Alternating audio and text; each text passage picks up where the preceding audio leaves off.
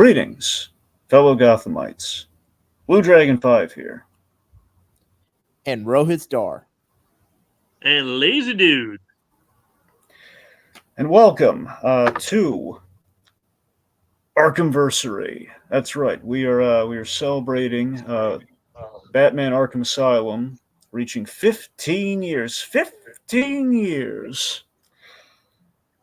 Wow. And we're doing it in kind of a special way because one of my early kind of YouTube introductions to kind of like Batman fandom was well, kind of like in the kind of connected to Geekvolution. We had Brown Coat Eric or blows himself up dude, rebranded for the times.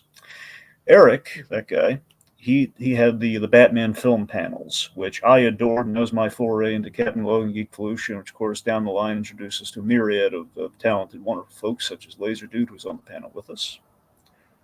Through Who Reviews the Reviewer and such. I'm just saying tangentially everything's kind of connected. Everything kind of that was like the first domino to tip over is my operative point here. Regardless, I've always kind of like deep down, I've always aspired to maybe do something kind of tantamount to that. We've had our moments here and there, but this is kind of a full circle moment for me. We're kind of celebrating the Arkham games in a big way, kind of starting kind of within the window of an anniversary with Arkham Asylum, and then we're going to be kind of getting to the other games in kind of like a thematically tied in month of some kind for the duration of this year, covering all the other major Arkham games. So it's very exciting. I'm glad to have. If I could pick two people to be on this journey with me, I'm happy it's you two guys. Aw, thanks, Dragon. There you go. It really means a lot. Yeah, because I mean, of course, Lazerdude way back in the day, he had I believe it was Arkham Week, didn't you? Oh yeah, it started off as just a themed week where I would just record a bunch of reviews on Arkham related material, and then I got real creative with it, where I had the Joker kidnap me and throw me in Arkham Asylum and force me to review Arkham related material. And then I did a sequel where I was just on the run while he sent bounty hunters after me. And so, yeah, it was a real big, the most creative or ambitious project I ever did. So, It's yeah, a basically lot of fun memories with the Arkham It's stuff. basically your Spawn year. Yeah, oh, absolutely. I even asked Geekvolution to shout me out when he was doing Spawn year. Except I wasn't as crazy to do a review a year or a review a day a year for a whole year. I mean, well, given the delays in that, it was kind of ended up being like a review a year, but Spawn decade. Yeah. Anyway, so so this I guess to kind of start things off here. Also, I want to welcome our commenters. We have Lucas Green in the comments, and we have Code Geass Anime Fan, and we have Jacob Wild in the comments running things for us here very kindly. Yes, as Lucas Green said, a game that changed the gaming industry for the better. Absolutely. So, I guess to maybe kind of feel out just kind of our overall thoughts on specifically Arkham Asylum, which again is what we're doing here, folks. We're focusing on Arkham Asylum, but eventually, again, roughly on a monthly basis, we're going to be covering the rest of the games as we go through them here. But we're going to concentrate on Arkham Asylum because it's kind of the anniversary month. When Arkham Asylum was announced, I was very hyped for it. I remember I got it as a Christmas gift. Because I got like the big collector's set with the giant bat and the giant batarang shape and everything. So it was really neat. The Arkham, it's kind of this thing with the Arkham games where it was very much kind of heralded in like kind of the evolve or die PlayStation mentality for me, where it was like each game, almost each game required like a new PlayStation system. Like they kept upgrading as it went on, where it was like I had the PlayStation 2. I was content with the PlayStation 2. We have the new Batman game. I'm not an avid gamer, but it was like the new Batman game. Yes, I need the PlayStation 3. It's like, okay, I'm all set. Won't want for anything else in this world. Arkham Knight. You need the PS4. It's like, okay, well, there we go. Yeah, it definitely planned its time very, very well. Yep. it's frustrating, and that was always the trade-off with it. But loving Batman the Animated Series and Batman the character the way I do, I had played the Batman Begins game on PlayStation 2 way back. Back when they had like the era of the movie tie-in game, which had varying degrees of success, usually not successful, but Batman Begins. And The you game know was what? The Batman Begins game, it's no Arkham Asylum, but it wasn't that bad. I agree with you. I'm just saying the consensus with those tie-in games as a whole were like rarely did they were they successful. That was one of the rare exceptions to that rule. Yep. And to add on is that what's crazy and what's kind of funny about the legacy of the Batman Begins tie-in game was that the certain game mechanics were then taken and just refined and like developed into the most crystallized version of it, of those components in Arkham Asylum onward. Like the whole fear factor thing, this game you sort of the heartbeat monitor thing as a heartbeat monitor. And I think what makes this game so unique is that we don't like before Arkham Asylum, there wasn't really a lot of like superhero games that were just licensed superhero games. A lot of the superhero games were just tie-in games, for the most part. And this is like, hey, we're making this is a new continuity. This is a take on the Batman mythos that has certain talent that people who grew up in the 90s with Batman the Animated Series and the DCU overall would have very strong attachments and buy-in with the voice cast, with Mark Hamill, Kevin Conroy, and Arlene Sorkin, and with Paul Dini being the writer of this game. This game had sort of the elements to, be a success. And then once it was released out into the world in, August of 2009, it set the world on fire, in a positive means. Yeah, this was like what would you say, guys, is the best superhero video game before this game? possibly, well, again, mind you, I haven't played them all, but I mean the ones that I did play, because the only games I really played were superhero games. So I mean, I think I have like a decent kind of beat on that. Yeah. By 2009, you had there are two games that are really good. Marvel Ultimate Alliance was really solid. That was a really fun one. I want to say year-wise, I think this timed out. Wolverine Uncaged, Wolverine Origins Uncaged was a really solid Wolverine game, which again is kind of like the model to beat. I imagine rather easily, but still the model to beat with the Insomniac Wolverine game they have coming out. I like the Spider-Man games, as Jacob's saying here. Spider-Man 2 on PS2. That is very solid. I'll tell you what's underrated. Spider-Man 3 on PS2. That was a solid one.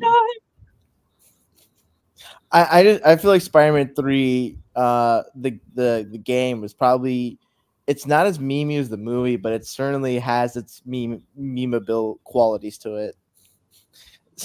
Especially as Lazerdude mentioned, the one civilian that like is hoping not to die, and this has a very funny ending to it.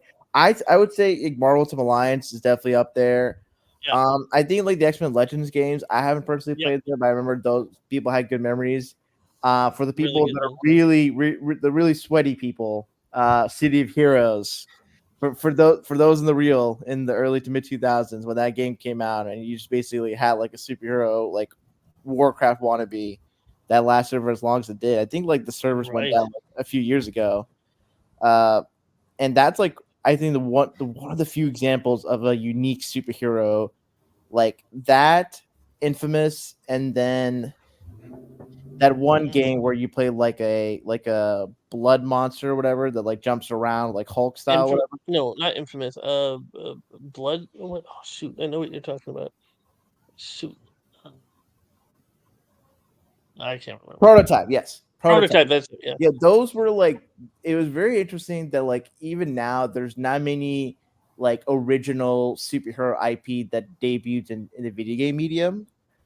You would think that like with how popular superhero games is just with the big two, that a big studio would just make an effort to like craft its own mythology and have like gameplay mechanics that they can reiterate on. But that's besides the point. I think there's a very just as with certain like touchstone moments in entertainment. Superhero video games, you can delineate between pre-Batman Arkham Asylum and post-Batman Arkham Asylum, and Yes. and where gaming has gone in the superhero space post Batman Arkham Asylum, like that's the foundation that everything builds upon, or makes concerted efforts to deviate from and be compared in that respect. It is the Dark Knight and Iron Man of video games, where it changed superhero movies. Those changed superhero movies forever. This changed superhero video games forever. Mm-hmm. Yeah. So that's a thing. So we played the Batman Begins game, and it was good. And it was like, okay, so they were expecting Dark Knight, and then we kind of get this instead, and this is like even better, and essentially a resurrection of sorts, or a resurgence of Batman the Animated Series. We have the voices, we have Paul Dini, just yeah, but basically, in a sense, it's kind of like retroactively. It's like kind of Cape Crusader before Cape Crusader. In a sense, like we have some animated series talent coming back and kind of tackling it in a different way than what we've seen, but still has elements of having the animated series. Only Dini kind of sprung forward, Bruce Timm kind of went backwards from the period piece side of things. So it's kind of interesting. Well, I think to add on to that, Dragon, I think I remember like when Arkham Asylum was being promoted or marketed, it was kind of this idea that like, oh, like for people that grew up watching Batman the Animated Series and the DCU as a whole from 92 to 2006, 2009, it's like, oh, this is like Batman the Animated Series but rated PG-13. Exactly, which is the ultimate shorthand for this. It's basically, this is PG-13 Batman the Animated Series. Mm-hmm. Which, I mean, that I think that's what I'm saying. My thoughts and feelings on this game very simply are, it's in many senses of the word, the Arkham games and the Arkham franchise are the bare minimum, just this game itself. It's Batman the Animated Series for the next generation, and basically as kind of like because that was the goal behind this. The goal behind this was, we want to kind of introduce like kind of a new audience to Batman in a very definitive way, much like the Batman Animated Series was the definitive take on Batman. I think it's such an impossible task, but I think they accomplished it so wonderfully. I remember when I did my review on Arkham Asylum, I rewatched it in preparation for this, and I think what I said at the time in that video was, this is fan service done in the correct way. Yeah.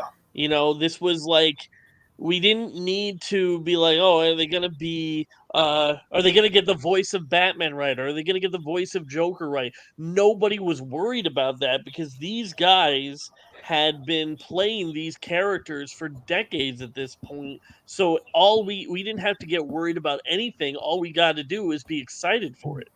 Yeah, and I think the fact that like, oh, here are this talent that now gets to work in this more mature space. I think then it's like, oh, you're not just bringing back the old faces and just doing Batman the Animated Series again. It's like, hey, with what we've done so well with the creative restrictions, imagine what are we able to do with that, not only without the restrictions, but in an entirely new medium. So there's kind of this neat balance of nostalgia and like harkening back to the past, while also kind of putting all those like figures that we love in our childhood in a new and interesting context of it being mature and also being in the video game space. Yeah. I mean, I think, look at it this way, man. Paul Dini, he rose to meet a challenge. He never written a video game before, right? Yeah, that's the thing. This is the first time he's ever written a video game, so I think he rose to meet a challenge. And essentially, it just exceeded that. And basically, the end result is he essentially was carrying the character, into kind of like this reintroduction. Basically, the Arkham games being the next like definitive Batman take for basically the next 7 years. It carried the character for the next 7 years in terms of from 2009 to BVS. That's like terms of like, okay, everyone's thinking of Batman, they're thinking of the thing of the video game version of it. And then you have like Affleck just added into like the next ring of the Batman, because we already had Christian Bale introduced, and so Rises doesn't count again. So that's kind of like the Arkham Batman is very much kind of our next iteration of Batman post Nolan that we have until that point. Yeah, and it's funny enough that you mentioned Affleck, because like one of the most noteworthy scenes in the run of Affleck's Batman is him, that warehouse fight scene in BVS. which I don't think we get without the Arkham Batman. Well, it basically looks like an Arkham fight scene. You're throwing stuff at people, you're slamming people into things. It basically rips it off. If I mean, I won't say that, but it feels. Well, no, that's how Batman feels. So it should feel like that. It's not ripping it off. It's like representing the character in a way we've just brought motion to it via the video game form. Yeah, but I think that's the other thing that made the Arkham Asylum games stand out so much is that it wasn't just, hey, look at all this fan service. Look at all. It's like the animated series, but more mature. It's also, we are going to make one of the most crispest, satisfying combat systems of all time. I was thinking, like, what game was close to doing this sort of thing before Arkham Asylum? And I'm no gaming expert, but the only one that really comes to mind is Assassin's Creed. But Assassin's Creed's flow was nowhere near as good as Arkham's was. Yeah, like I just think the like, you're right. I can't think of anything gameplay wise that mimics or is the foundation for this kind of combat gameplay. There's nothing else that really, like, the combo. Not before. Yeah, not before. Shadow of Mordor is after, but then it does. But yeah, not before. Yeah, it's just kind of crazy that with a licensed character like Batman, there's just a lot of innovation and a lot of setting, milestones and trailblazing the path for video game design and just overall, like, mechanics. Because when I think about, like, how just the first time you take control of Batman and you just start fighting goons, the way you fight is just, it's instinctual. It's violent ballet. Yeah. And it's violent ballet. It's John Wick in a tutu. And a cape. The thing is, like, it's not even John Wick. It's just like the way Batman moves. He's probably the fastest a human can ever be without being superhuman's flash speed. Well, yeah. But not only is he fast, like, the power of each punch is as equal, if not greater, than the speed he's going in his fights. And that is just a balance that can really be realized in a real world setting. Or, well, it's controlled power. It's like yeah. Basically, it's like taking the power again. It's like with human limitations, but like targeted in the most almost supernatural way as possible, like the most superhuman way as possible. And again, it's like every bit of human potential we could have, but just like masterfully controlled. He's a sports car meets a tank, is how I describe Batman's fighting style. Sure. Well, when it comes down to it, it's got to make you feel like the character. Like, it's just like Batman's combat in this and his gliding and whatnot got to make you feel like Batman, just like Spider-Man's web swinging. Like, that's why we enjoy playing Spider-Man games, is because the web swinging is perfect and it feels crisp and you feel like you're the character. And it's cliche to say, but, like, we haven't really had too many other games, like, totally grasp that feeling of, like, I am this character. This was like, I am Batman. Every single thing that I do looks amazing. Even when you, like, biff it and do something bad, you're just like, yeah, he did that to intimidate them, like, I could miss you if I wanted to. You just are still so cool in your own head because Batman's doing everything. That it's a great option to have. That, again, if you're really on your game, it's like that's exactly how Batman should be. But on the flip side, though, if he does take a hit, it's like the logic of, like, okay, he's not doing the Bat God thing where Batman's completely untouchable. It's like, well, of course he's going to hit occasionally. Like, look at Keaton. Keaton got hit. It's fine. And I think what's crazy about it is that with how Batman moves and how Batman plays, it's like, oh, the whole thing about Batman being a guy who travels around the world, learns every martial art possible, and trades his body to almost near superhuman levels. Like, when you play as Batman in the Arkham games, that is not in doubt. That he has gone through the training and he's had peak. This is quote unquote peak. This is what peak physical performance looks like. Batman fighting a bunch of goons in all 4 games. And I think also just for when you're moving about or when you're just here's the thing, it's not even just like moving fast and hitting people, but even just if you're just walking down, the way like Batman just stands tall and has this like walk or his overall aura presence. Um, you feel that as Batman, and I think that's something that people take for granted. It's like, oh, you just fly about or skulk around, but just him moving about without detective vision, there is an aura about him that really sells the fact of the fantasy of being Batman.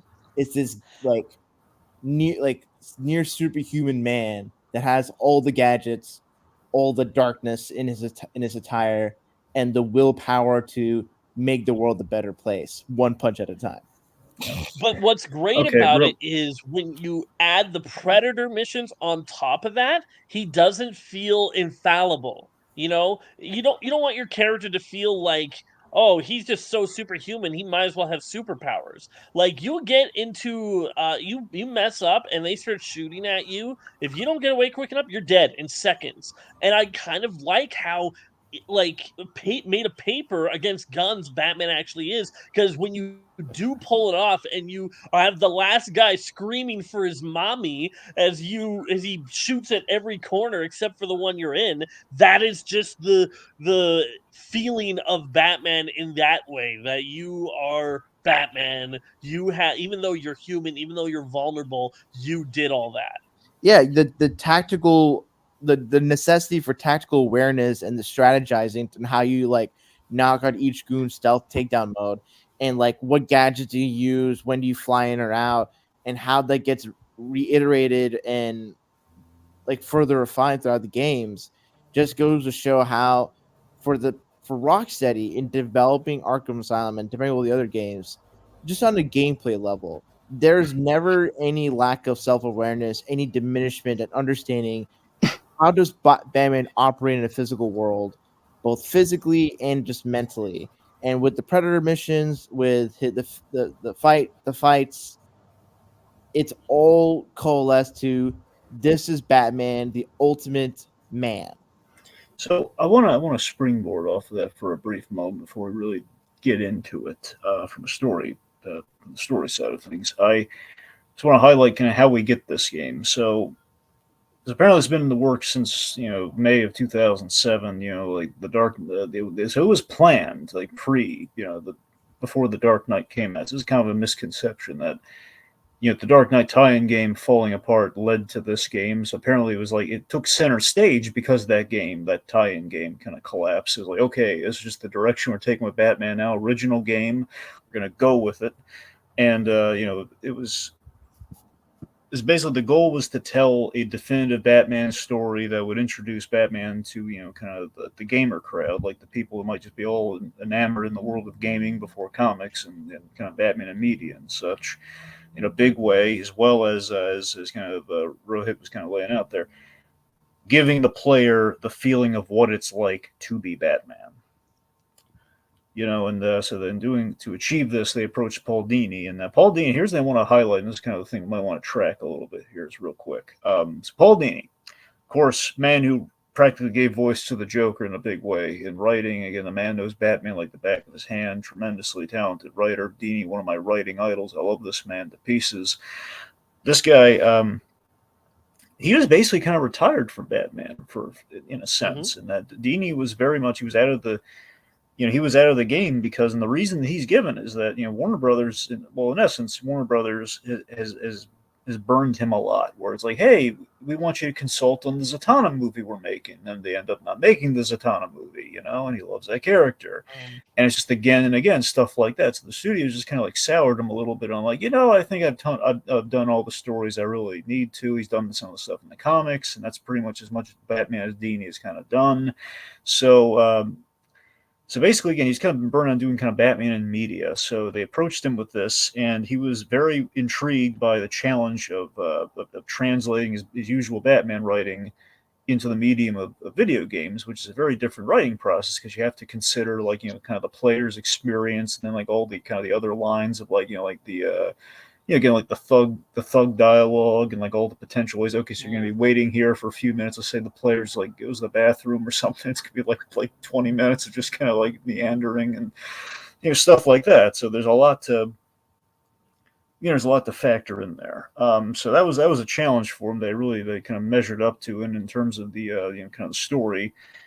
In the writing, like the core thing is okay, Joker's going to take over Arkham and he's going to be our main villain. And they kind of factored in, okay, what villains make sense for the story.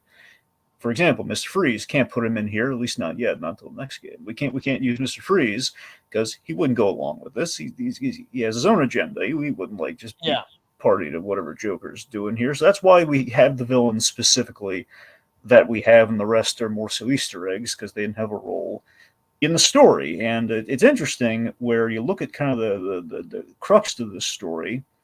Dini, originally Mask of the Phantasm was supposed to be Trial, the episode Trial, as a movie. The very earliest version of Mask of the Phantasm, essentially, before it shaped into what it shaped into, which is very much Alan Burnett's doing. So that's kind of, so again, get the idea, it had been on Dini's mind, basically doing kind of like an inmates running the asylum story. Based on that. So I think he always has kind of the idea on a shelf, like kind of doing something and kind of something tantamount to a feature. So there are a lot of influences on this. A lot of, like, again, to make a definitive Batman, you need to pull from a lot of the great Batman stories. So you had, in terms of look, it's pretty much Jim Lee is credited, like his studio did a lot of the conceptual work on this game. So the Jim Lee's very Jim Lee Hush look to the whole game. It's kind of that. Obviously, you got some Frank Miller, which, of course, kind of goes full circle with BVS and how that worked out. You got some Neil Adams in there, and most importantly, the most key reference in the whole thing, Arkham Asylum, Serious House, and Serious Earth. Yep. A lot of that in here. So aesthetically, it's very grounded in look, which is why everyone looks like they've been eating their Wheaties. They're very buffed up. They're very bulky. It's kind of like it's like a ground. Basically, the best way I could describe it is it's a grounded Gothic look. It's like a Victorian version of Alcatraz. That's what they're going for. I think the way to describe it, I think when you mentioned Jim Lee, kind of now I think about it, all the designs, like the consistent look is like this is like 90s extreme image version of Batman got in the world. But the writing is like, not of that quality of those kind of comics, but just like more classic traditional Batman with like the 90s super buff or in some like very edgy looks to it. Not that they're bad designs, but it's like a very specific deviation from how like a lot of other adaptations of Batman work. Yeah. I remember I said in my review that Gordon looks more like an Olympic weightlifter than a cop. And it's like for the thugs and for Batman, that look is fine, but it's just like you gotta differentiate you can make skinny people. You made the Joker, so why is that so hard? Yeah, the fun thing about the Joker though is that here's the thing: Jim Lee, wonderful artist. His Joker's always a little rough. However, this I guess I'm saying this is kind of against that grain. If he did, in fact, have a lot of design and put on the Joker, I think you finally cracked the code on the Joker with this game.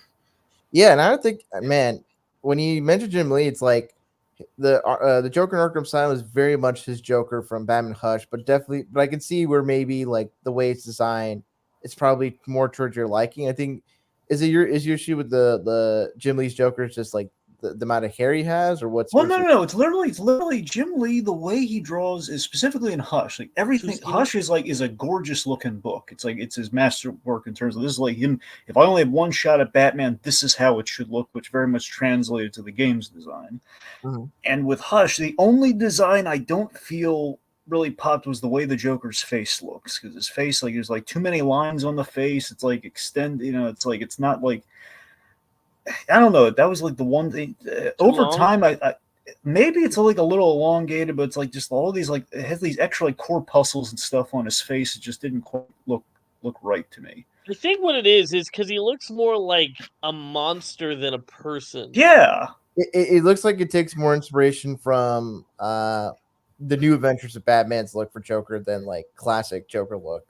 I get, yeah, a little bit. It's almost like he kind of tried translating like the Tim Sale Joker in his style or something like that. But yeah, I don't know. But then again, is that like a Jim Lee thing, or was that like a Jeff Loeb thing? Because when you think about it, Jeff Loeb's like when he did Long Halloween, Joker was even more like that, wasn't he? Exaggerated. Well, that's what I'm saying. It feels almost like maybe it's a translation of like a Tim Sale look on the Joker, which I guess in retrospect might be, I don't know how much input design wise Jeff Loeb would have on that. So I mean, but he's the credit the transfers on that. So I don't know.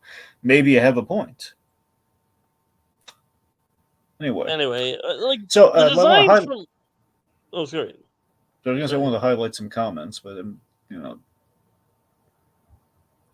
Sonja Panto just says, "Oh, Batman." I just want to shout her out and welcome. Let's see, Code Geass Anime Fan. I don't play video games, but Batman Arkham looks like a fun game to play. Indeed, it is, sir. Indeed, it is. Let's see. Okay, we're gonna save some of these when we get into the conversation. Lucas Green, we're gonna shout you out. I was gonna wait until we actually get to those villains. Well, I'm sorry, Lazerdude. Well, I was just gonna say the designs for most of the characters, like they're kind of like hit and miss, you know. Like Batman's really good. Bane is kind of a little bit too bulky to me. Well, there's the thing. Bane works as he's designed as a boss, but the problem is I can't can see how Bane could actually go about his day aside from just that one scenario. Yeah, I don't love his mask being like a literal luchador mask. Like I wish it was a little bit more like comic booky with like him having the red eyes or red slits or whatever. Right. Yeah. And I think like the part of it's like the look. It's like he's just so super weighted. It's kind of crazy that out of all the Arkham games, Arkham Origins is like the one game that gets the most right, or that gets the closest to like how Bane should look. Yeah, no, I agree with you there. Yeah. Until the end, where then he goes all Hulk mode. Yeah. But yeah. But for like as I was saying, it's like Killer Croc is one that I'm like. I go back and forth of because like the way they introduce the character where like the elevator is going up and he's just barely holding him. And then he comes out I remember being so scared of Killer Croc when he got off of that elevator. He's like, I'm gonna have to fight that guy. I got your scent, Batman. And just like oh man, that just the whole idea, the design just works so well with the snarl and the fact that when you had to go against Killer Croc, it's like you don't see him, he's just underwater, and so you just kind of have to like keep your wits about you as you're in the sewers. I love the tension that's there during that. Basically, it's like Jaws with legs. You know, it's just it's just such a terrifying thing. You pop up at any time. You got to spin the camera around. You got to throw the batarang right there. Although I will say, like that one, it's scary the first time you play it. Like on the replay, you have the line launcher, and you can just zoom over most of that without even having to worry about him. Well, yeah, on the replay. I'm just saying. Yeah. Anyway. But still, like the design is good, but then his mouth is just a mouthful of teeth. Which here's something with the designs. I'm sorry, yeah, go on. I almost wish they did have more of a Jim Lee art thing on that one, where it was more of a snout. You know, if we're gonna go with a Croc, might as well go a little bit farther with it. But maybe they tried it and it just didn't work. So I'm not that broken up about it. His intimidation when you first see him is very palpable. Yeah, I mean, I kind of like that each game, for the most part, we have like the very least between Asylum and City. You know, we have like the big hulking monster characters. We have Croc. And well, not counting all the Titans, but let's say we have Croc, and then we have Solomon Grundy. Mm-hmm. You know, so that's kind of neat too. We kind of have like a character that kind of up that level. So overall, the best design though is probably Scarecrow. Yeah, I'll let me springboard off of that with Scarecrow. Okay, so with all of these characters, but especially Scarecrow being like top of the heap with this. I love that with our inmates in the asylum, there's a logic here, and you kind of see this with like all like the patient bios and everything, which basically is like the Jim Lee conceptual sketches and everything. Is that we see what they look like on the outside with those, but in the game, they don't have access to all their toys and goodies and costumes and everything. So it's kind of makeshift. I mean, don't get me wrong, they have like probably the core aspect of what they need, with the exception of the Joker, who just got busted. He's like in his full regalia. But everyone else is like something that impressively signifies everything you need to know about the character, but adds like something unsettling and just something very much tied to Arkham Asylum, which is like it's basically the patient uniforms and and everything. And with Scarecrow, again, it's like, how do we make him look scary and nightmarish without like the full kind of Scarecrow look? Well, okay, so he's possibly carried over the mask, or he's made a brand new mask, and then he has this Freddy Krueger hypodermic glove. Yeah. Yeah, it's terrifying. So, is he getting Batman with a gas or with the needles? Like he does both. Well, that's like he injects him in the game, and he injects him in pretty much all of them. But like he initially, their Joker sprays the fear gas. There is gas, and there's potentially even powder. He's got powder, he's got gas, and he's got the fear toxin and the needles. That's what I'm saying. His access, he's either making new fear toxin or still has access to whatever supply that he had. But the point being is like it's still makeshift, and like he's not. I'm saying with all of them, like they all have like a makeshift kind of look about them, which is appreciated. Like Zaz is a character who needs to be shirtless, which is very easy to do. So that one's easy. Yeah, I think that though what really works about Scarecrow's stuff is that there's actual scary, unsettling moments in it. Like the one for me is when you go into the morgue, and then all of a sudden all the doors start slamming, going, "Get out, get out, get out," and you're like, "Okay, I'm gonna get out," and you go out the way you came in, and then you go right into the same room. Yeah, I was like, Like the whole when you turn around, like the room changes and everything, and like when you walk down the hall, it turns into crime alley. It's great. The whole game, that too. The whole fake game breaking down. That got me so bad. That I have to give Rocksteady its flowers for how they had to fight for that, by the way. Really? Yeah, it's kind of like the Andy Kaufman thing, where it's like everyone was afraid. It would basically do the whole thing. We're like, hey, people are going to think that's the fear tag. That's why it's scary. Is that everyone thinks, oh God, the PlayStation or the Game Boy Ware system, but the Xbox or what have you. I think across all platforms, like something like this might have happened at some point where, oh God, the system's going up. What do I do now? So you had that initial panic, and that basically, no, you can't have people think that people are actually going to think there's something wrong with the game. Guys, did you actually think when Joker shot you that you had to redo it and flick your head to the right to avoid the gun? Because I gotta admit, I did. I think I did as well. For a moment, I did wonder. I'm not gonna lie. I was like, "Oh God, should I? Did I?" Because I saw his neck, his head did move during that scene. I thought, "Do I have the control of that? Am I able to do that?" Would have been. But I mean, that was us on Fear Toxin. Like that wasn't Batman on Fear Toxin. The game put us on Fear Toxin and had every gamer's worst nightmare that their game was deleted and then they had to start over. Yeah. And then on top of that, then you think, "Oh, I failed," and then you hit retry, and then it keeps going. You're like, "Oh, dang it, game, you got me again." You know what would have been funny? It's like if Arkham Asylum would have come out like this year or in this current decade. Like the fear toxin for gamers now would be just being hit with microtransactions randomly, and like you couldn't progress in the game until you had to pay the microtransactions. Oh no! I was just thinking, if the game came out even earlier, can you imagine if it sent a code to the Xbox where it gave you the red ring of death? Oh God! Oh, that's dangerous. That would, I think some. Yeah. I think some they would get sued if they did that. I'm just saying that's it to its extreme. Honestly, I think it would have been so cool for the fear toxin scene, as great as it is. It would have been so cool if, like, after like a certain amount, like after doing that 3 times, after the 3rd time, you start, but then you are playing the Joker, and you have to, in order to progress, shoot Batman. That would have been so cool. But I mean, although I guess Rocksteady was able to do all that or close to that with the Arkham Knight. I think just the whole idea of just playing with gamers, expectations and just kind of going from the loop. I know one of the Metal Gear Solid games, I think the first or second one does kind of the breaking the game or breaking the fourth wall kind of a thing, right? Or has any of you guys played? You guys know what I'm talking about. It's there's a guy named Psychopath, whatever, in either Metal Gear Solid 1 or 2. It's if you change from one disc to another. Psychomantis. Yeah, Psychomantis.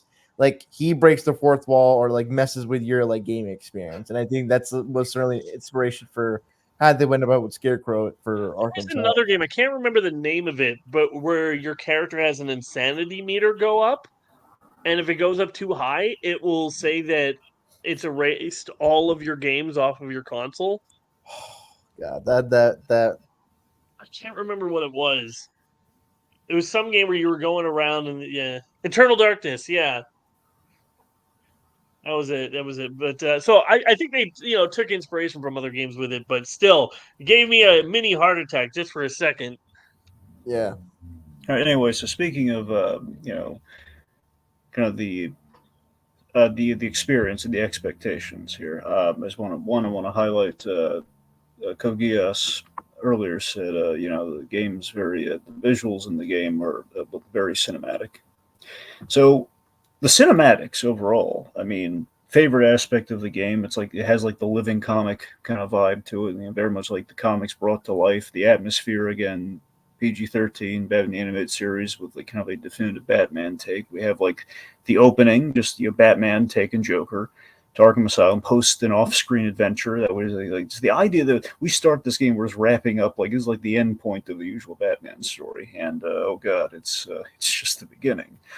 A lot of we get the lay of the land, with the intake process on the Joker. We have the introductions. We have see Cash. We got of course Aaron Cash already has a very interesting story which we play out in the audio tapes with Killer Croc. The fact that he's an Arkham guard and Killer Croc ate his hand or bit his hand off. Whose is your favorite audio tape? For me, it has to be the Riddler's Riddle. Yeah, Riddler's pretty good. It's hard to beat. That's the Riddler's Riddle, or even the Joker audio tapes with the Penelope Young stuff's really good. Yeah. That I think I really appreciated the audio clips just because you get to now experience the world.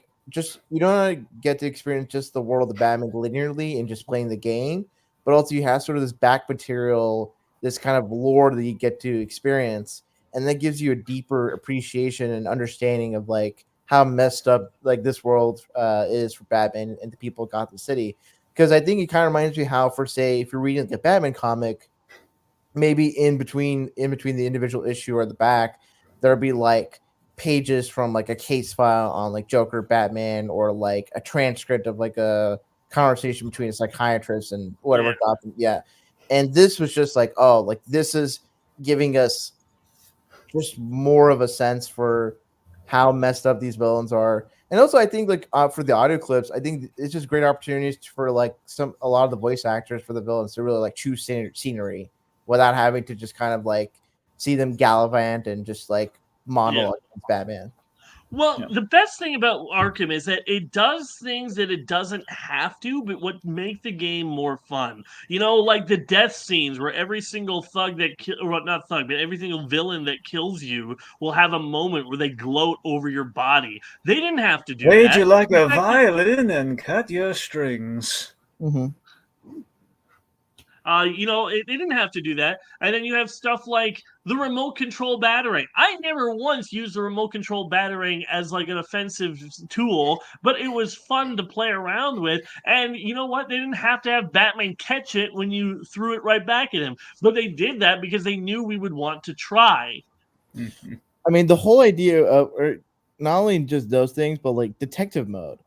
You didn't have to necessarily do detective mode the way it's done in the game. You could have had you get closer, you get a sound effect or something be highlighted in a different color, whatever. The whole idea of detective mode just enhances experience more because it's oh, you're seeing from like if Batman like put on like some special like eye goggles, whatever, in his cowl, and get to see like a full, CSI rendering of a crime scene. Yeah, and Yeah, so I that's feel like but the oh, go ahead. the detective work aspect of the game is really great. I love that. Like we're following Gordon's kidnapped early in the game, and we're following the trail, which is it's a lot of fun. And again, like aspects like that. Here's the thing: there are only two nitpicks people. Like the consensus is usually there are two nitpicks people have with Arkham Asylum, which then, as it went on to City, they fixed these aspects. Of course, two of them being the end boss battle at the very end of the game. Overall, I guess just a few of the boss battles. Let's just say everyone universally is a little let down by the end boss battle. But the other thing is an over reliance, like a necessary over reliance on detective vision, because a lot of the game you're seeing skeletons because you kind of have to see the guns. Now, so that's the thing. So I mean, with the exception, like breaking down how the detective vision works, you have that, but the way it works forensically is really cool. And we kind of went further with that in the other Arkham games in really fun and inventive ways. And between that and as far as the detective work aspect of being Batman goes, I loved solving the riddles, like not finding the trophies per se. I mean, that's okay, but I'm saying like literally like scan the environment, have like Riddler come in and like giving you like kind of a punny kind of hint, and just like, you look around, they have like a really cool little Easter egg riddle. Like that's really cool. You have to like you have to like zoom in at the right plaque, or like align your, Or even vision. Gotham Like City these are in the the moments background. that make you feel like Batman, when you're kind of figuring something out, which I thought was really cool. I love how if you take forever to find the very first riddle he gives you, which is of Warden Sharp's painting, he just gets really, really pissed. Mm-hmm. Don't cut yourself on this sharp image. Come on. So in the whole, just the idea too of like at the end, if you find all the trophies, you hear like Riddler getting arrested because you outsmarted him. Like Yeah. that's really It's fun, really and satisfying. yeah, it is fun to mess with Riddler indeed. And So and Riddler. I mean, just a brief tangent. Riddler, as voiced by it's Wally Wingert for yeah, all. Wally Wingert, yeah. Yeah. Or at least I know for the main trilogy. We spoke to him briefly on this channel once. Oh man, that must have been great, because honestly, Riddler, for being as annoying and as like being Riddler as he is, Wally Winger just, I can't imagine that game or like Riddler like being able to be as entertaining and as annoying as he can be without Wally Winger's voice. So I think something that's an aspect that's not really discussed on beyond the main like Hamill and Conroy. The voice actors for all the other characters, I think, are really, if not the best, or at least solid, which is not always the case for other like superhero video games, whether they're licensed or just tie-in games. Yeah. I don't really think there's anyone that I dislike in terms of voice acting. I will say Commissioner Gordon is like, he has like very like the voice actor for him for Arkham Asylum is very like gruff, generic, like Tom Kane. yeah. So Yeah, but of course, even that, I didn't hate it. I didn't. I more hated his design rather than his voice. Maybe I was too distracted by that. I mean, look, I'm a huge advocate of the Commissioner Gordon character. I love him to pieces, and I love anything we can get of him, with the exception of the Burton Schumacher take on Gordon. But yeah, I mean, look, I think we represented some really great aspects of Gordon in this game, story wise. I mean, look, design wise, in terms of like he's yes, gruff and kind of a little. Again, he's been eating his Wheaties too, in terms of like he's bulked up. He's gone to the gym. He's very much year one Gordon in terms of build. But I love the whole. I represent the friendship of him and Batman, and the whole thing of like Batman really is dead set on saving him because he doesn't want Barbara to be kind of lose her father, like how he lost his father in the crime alley kind of flashback. We hear Gordon on the scene, which is really sweet in terms of like kind of our Batman Begins moment, if you will. The whole he's there the night he lost his parents, so that's why one of the reasons why he trusts him. I don't know. So I think I really like the way we use Gordon in the game, because we have that handshake when they meet. He pulls the bat exit on him at the end. He's saving him a couple points. in the game, and he takes the big he takes the big Titan dose to save Gordon. Like, this is the kind of stuff I live for in the Batman Gordon dynamic. So I'm very pleased with what we did with him. But voice wise, Tom Kane's a wonderful actor. I don't think we had a lot of tender moments with him, but it's not really, we don't have room in the story to really explore that. And when we did that, it was kind of, we had to have a different voice for like the fear toxin flashback. Yeah, I think for me, for the Arkham games, like I think my favorite of Gordon is, Arkham Knight, not just for the writing, but also for Jonathan Banks. Jonathan Banks, yeah, that's that's like, okay, this is, well, de facto he's the best Gordon. Like, the only issue with that Gordon is his mustache doesn't read enough in the style. Arkham Origins Gordon wasn't bad. Yeah, well, that's a great Gordon too. But I'm saying it's Jonathan Banks though. Is that Jonathan Banks for? No. I'm saying in terms of comparing the Gordons, like Arkham Knight Gordon is kind of is the best actor attached to him. No, but I think for me it's like in terms of like for video games for Batman, I think it kind of more, and I think this is like a critique that I can lob against Arkham Asylum, and I think for the other games, and I don't think it's too unfair of a critique. I think in comparing, say, the Arkham games to the Telltale Batman games, they're different games mechanically and whatnot. I do appreciate for the Telltale games that like Batman is able to interact with not only just the villains but also his supporting cast. Mm-hmm. Whereas for the Arkham games, Arkham Asylum, there's a rational reason why he's relatively isolated as compared to other games. But I think after a while, I think a deficiency or a flaw for these games is that you can feel like Batman, but I don't know, you just feel like Batman in his world with his colleagues and his allies or whatever. And I think like comparing, say, the Batman Gordon relationship in Arkham Asylum versus how it's depicted in the Telltale games, like I really feel like one, that Gordon is at least better depicted in my view in the Telltale games. Alfred is just kind of a voice. What I appreciate for Batman stories is that Alfred's voice. No, that's the thing. Alfred's not in this game. Yeah. Oh, it's Oracle. I will say though, like, for Batman being such a solitary character that doesn't talk a lot, I do like they fill the empty silence with not just like conversations from the thugs, but you'll have Joker carrying on conversations with himself. Mm-hmm. Like, one of my favorite lines is like, "Oh no, not the formula. Whatever will I do? I did see Zaz. You think maybe he could get her talking? You think maybe he can? Plan that." He's just like having a one-sided conversation with Batman, and then when he does need to talk, to somebody, he does have Oracle there that's always, at standby, and they have good conversations as well. And I like just the small moments in it. Like, I always will remember there's the moment where Oracle is reading Joker's correspondence with Dr. Young, and he's saying a bunch of random gibberish. And then at one point he randomly says a joke about wheelchairs. Nice. Just a small little moment. Like, if you didn't read her bio, you wouldn't know that Oracle is strapped in a wheelchair. But it's a small little moment that, we can be like, oh, she's in a wheelchair. So I want to springboard up the Oracle thing here. So with our status quo, just kind of where we're at here again. So we have so we go to Arkham Asylum. It's a location with character, much like Gotham City is. We have a lot of story just kind of conveyed in kind of the look of this place. Like, you could read it as, it's a lot like Serious House and Serious Earth. It's kind of a lot like that story, but we've modernized it so it feels like it's an old mental hospital with a Victorian look. But over the changing times, it's gone mad. It's like it's tried to modernize, it's tried to improve. Like Bruce Wayne, we see like an Easter egg, and again, like there's little story details here.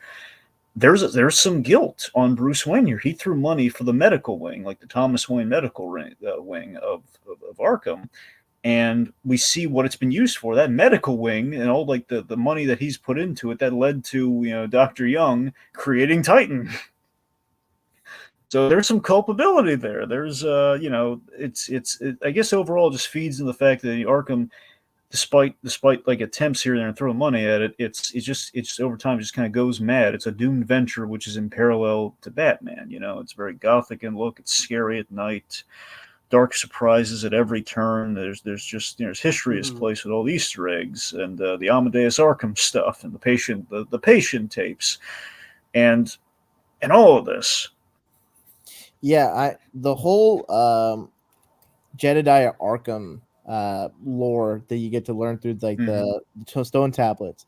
That is, I think, one of the better parts of this game in terms of there's Mhm. just like as you're going through this like basically like blockbuster movie like Die Hard stuck in a deserted island kind of like kind of a deal. You had this basically like Victorian era gothic horror subplot that you get that gets to unravel over time. And sort of not the parallels, but sort of the implication about like is Batman going to suffer the Arkham curse as the more he goes through the horrors of Arkham Asylum and as he wins against each boss. It's Mhm. like Batman's always never at the edge, but there's always the concern or worry that Joker will have him beat or have him break, not maybe his one rule or just have him break his sanity. So Um, here, sorry. But what's great about the Amadeus Arkham's part is that first you hear about it, and if you're familiar with Arkham Asylum, a Serious House and Serious, it's a lot of retread ground. We hear about Amadeus's Arkham's mother and how she went insane, and then we hear how he went insane, and then there's a point where you hear the voice, the same voice that's been telling this whole story, talking about obviously the Joker, and then you're like, wait a minute, what? He was dead long before the Joker came to the asylum. And so then you realize, okay, there's something else going on here. And then when the game tells you, like, find me, you know where I am, or something like that. And like the only thing I thought of is like, it's got to be the warden. So, like, run right there, and then he's gone, and then you see it, and it's just like, holy crap. It's just like a really big reveal in the Easter eggs. Oh yeah. mhm. Yeah, that Quincy Sharp, he's gone cuckoo. Also, But again, love he too the running the Clayface place Easter egg again. in that area. Yeah, which by the way, did you notice the contest winner? The what? So, fun fact: one of the many things that Clayface shapeshifts into, because we have him shapeshift into into the Sharpie, into Gordon, and a bunch of characters. One of them is someone entered like one of those contests like to appear in the game. And one of the people who transforms into I think it's Luke Oliver. I think is the guy's name. So they have like this just weird misshapen. It's kind of an insulting betrayal if you really look at it. He just looks like a patient who looks kind of like hunchback and lumpy, and he's got like this. He basically looks like Brian O'Halloran from Clerks. That guy. That's Luke Oliver. Okay. Anyway, I haven't seen that. but yes, and here's the thing. He's also on the guest list when Batman has like the little list of like the people that Yeah, Joker which wanted to I attend. always At the I very bottom, it always says Luke Oliver. That's the contest winner who's in the Oh city. wow! I always figure I assume the other names were just like names Yeah, of. they're all villains. Okay. It says Selena Kyle. It says Oswald Cobblepot. It says Harvey Dent. The three of them are it crossed out does because they say couldn't Basil appear. Carlo Uh-huh. for Clayface. And he has But a here's the smiley face thing. next to his name. Yeah, here's the thing. I was like, is that like the best foreshadowing ever to Arkham City? Like, Well, because he doesn't use Clayface in the first game. But mhm. did he have some sort of plan to use him like how he did in Arkham City, and Well, he just didn't get around to it? that's the thing. So retroactively, I think that's absolutely what the idea is. Like they did not know they were going to do a second game. They thought this was it, but they wanted to have like a few nods. Like we have the post credit scene of this game, which is Bane is alive and he's grabbing the Titan thing, but that's a little Or nondescript. We don't Croc know. is, or Scarecrow is. Well, you're right. Yeah, it's like the point of whatever ending you got. It's Bane, Croc. That's what I'm saying. That's like nondescript to what the actual plot's going to be. However, we do have the big Easter egg of Arkham City, the blueprints in that secret room of Arkham City, and that was like the vaguest idea they had. Like, okay, if we do another one, we'd probably expand it to a city. So that's as much as they had going on there. So I don't think they had a plan for Clayface at this point. I think it was the fact like, hey, we have a fun Easter egg of Clayface, maybe people will check it out. And but retroactively, it works perfectly. The Joker, I think, going where we go in the series, now you can look back on it. Joker absolutely had a plan for Clayface. I think that he had his back. Maybe he might have had a backup plan for Clayface. Mm-hmm. Now, here's a question for you. Do you guys think it was a mistake to name the game Arkham Asylum?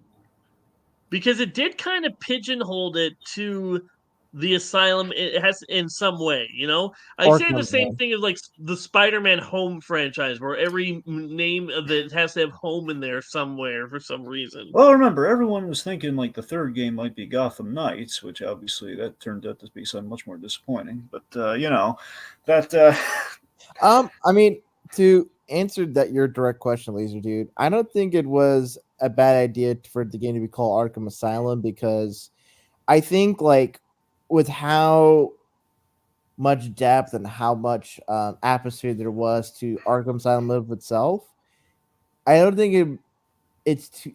It wasn't. this It's specific game had to be called Arkham Asylum. Yeah, Had to yeah, be. and I think even Arkham City kind of works in that, like, now, like, all the bad guys are in the same asylum, and now like this madness is spread to a part of the city, and it's like its own like no man's land or whatever. Yeah, I guess though there we wouldn't have like the convoluted the- stuff with the Arkham Knight. For that, If I it, think that's when we get into the pigeonhole territory. The Yeah. third game, and again, the at that reason point for you that have being, to. You've already done Asylum, City, Origins. Like, even though the origins for Arkham Asylum are like in the end credits in that game. Yeah, so they should have gone for Arkham County or God. the Well, Arkham. remember, you remember what the big speculated title was, don't you? Nope. Was it Arkham? Was it Gotham Knights? That was the speculated title. No. The speculated title was Arkham World. Yeah, that Arkham mode. Yeah, I remember that. Yeah, I think that's too cheesy. Yeah. Well, that's the thing. Honestly, it would have been a good title. Batman Arkham Hell. It would have been, and especially in light of that subplot in Arkham City with Azrael, right. that would have been such a good fulfillment. And No. Arkham Hell, Here's what you do. Okay, you ready? Yeah. Okay. Okay, Batman Arkham Living Hell, like the comic. That I feel like it should be shortened to Arkham Hell. Okay, fine, Rohith. You're right yet again. Happy. Because I think and then you would get all the like, and I say this as a oh, Christian he's right. It myself, would be you'd get short. It all would be the, catchier, but you ultra know, Christians are going against it. It's like, here's hell in it. Just hey, Batman. You could just say Batman's a good Christian guy fighting against demon-themed villains. You know. If that didn't work for Doom, it's not going to work for Batman. What if it was just Arkham Nightfall? Yeah. Or Arkham Knight's But then Quest. again, I think at that point, would you just have to Night Quest? Okay, actually, Dreamfall Valley. Night Quest. Well, that's the thing. Remember, they set him up in City, which we'll get to. That's the thing. Anyway, we don't have to go on this. I just think that Arkham Asylum kind of pigeonholed it, and I think if they didn't double down with the next one with Arkham City, like maybe they could have it differently. Like maybe it was like Batman Dawn of Gotham or something like that. Then or something. I don't know. I'm just speculating. All right. Anyway, so you know, yeah. Okay, to circle back here just a little bit. So you know, Joker's plan here, you know, so Joker essentially in like the supplemental stuff, because like there's a little bit of it they mention in the game, and there's like a tie-in comic if you bought like the collector's edition, I think, where it's like Joker set fire to Blackgate and I think took the mayor hostage as well. But essentially City Hall. Yeah. Well, regardless, you know, Blackgate was destroyed, and that's why we have all the inmates, you know, coming to Arkham, basically giving him goons and muscle and everything, and you know, it's also luring Batman to Arkham to basically, in his plan to drive him crazy throughout the course of the game, much like Serious House and Serious Earth. Now, in this inmates running the asylum story, you know, as I mentioned, Paul Dini, he's done. Throughout the DCAU, we've had Trial and we've had Dreams in Darkness, which also, along with Serious House and Serious Earth, bears a lot of similarities to the story that we get here. It's Batman kind of trapped in Arkham at the mercy of his villains, and we're kind of reflecting him against the villains that we see. And what retroactively, and it's kind of implied in the first game, but I mean, because again, not knowing if we're going to get any more, but knowing where we go, it very much retroactively and just kind of in total feels like this is kind of a, you know, it's Batman and Joker having done this a lot before, and this is and going to Arkham, doing an event like this, like using this story in the big way that we do it here. This is like them across the 3 games. It's Batman and Joker nearing the end, so that's why we're telling a story of this magnitude and kind of making it count. We're okay. Well, this is the first time we're doing like the Batman trapped in Arkham story, as far as the continuity of this world goes. So basically, we have like within the 3 games, these are like Return of the Joker like series of events in terms of like the big flashback scene, Return of the Joker. This is when we're having kind of like the big an equivalent to what that was for the DCAU in terms of like this is like us kind of reflecting on what we're saying about Batman and Joker's relationship across these 4 games, if you counting Origins as well. Like that's kind of what the arc between 4 games is. And it's done in sort of like for really 3 out of the 4, but you can argue for all 4 games. Like the setting, like it'd be kind of like it's basically taking like the blockbuster or big like Batman events in not just Batman Detective Comics, but like Bat family related books, and putting it into a video game setting.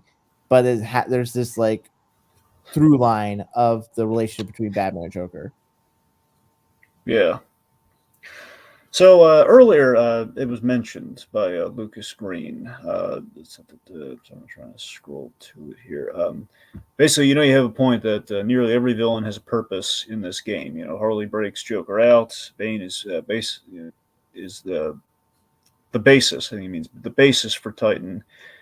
Ivy knows of the antidote's location. Croc is guarding it, and Scarecrow's just mental. It's true. The only exception is Zaz is only just a henchman that could have been anyone for his role, and Riddler is also more of a side quest. Well, yeah, that's what I'm saying. They all have like a natural place in our game, and structurally, I really do like how as we kind of go deeper into the journey, like we don't really reunite with the Joker majorly until the end. Like think about like our first kind of foray is to Batman.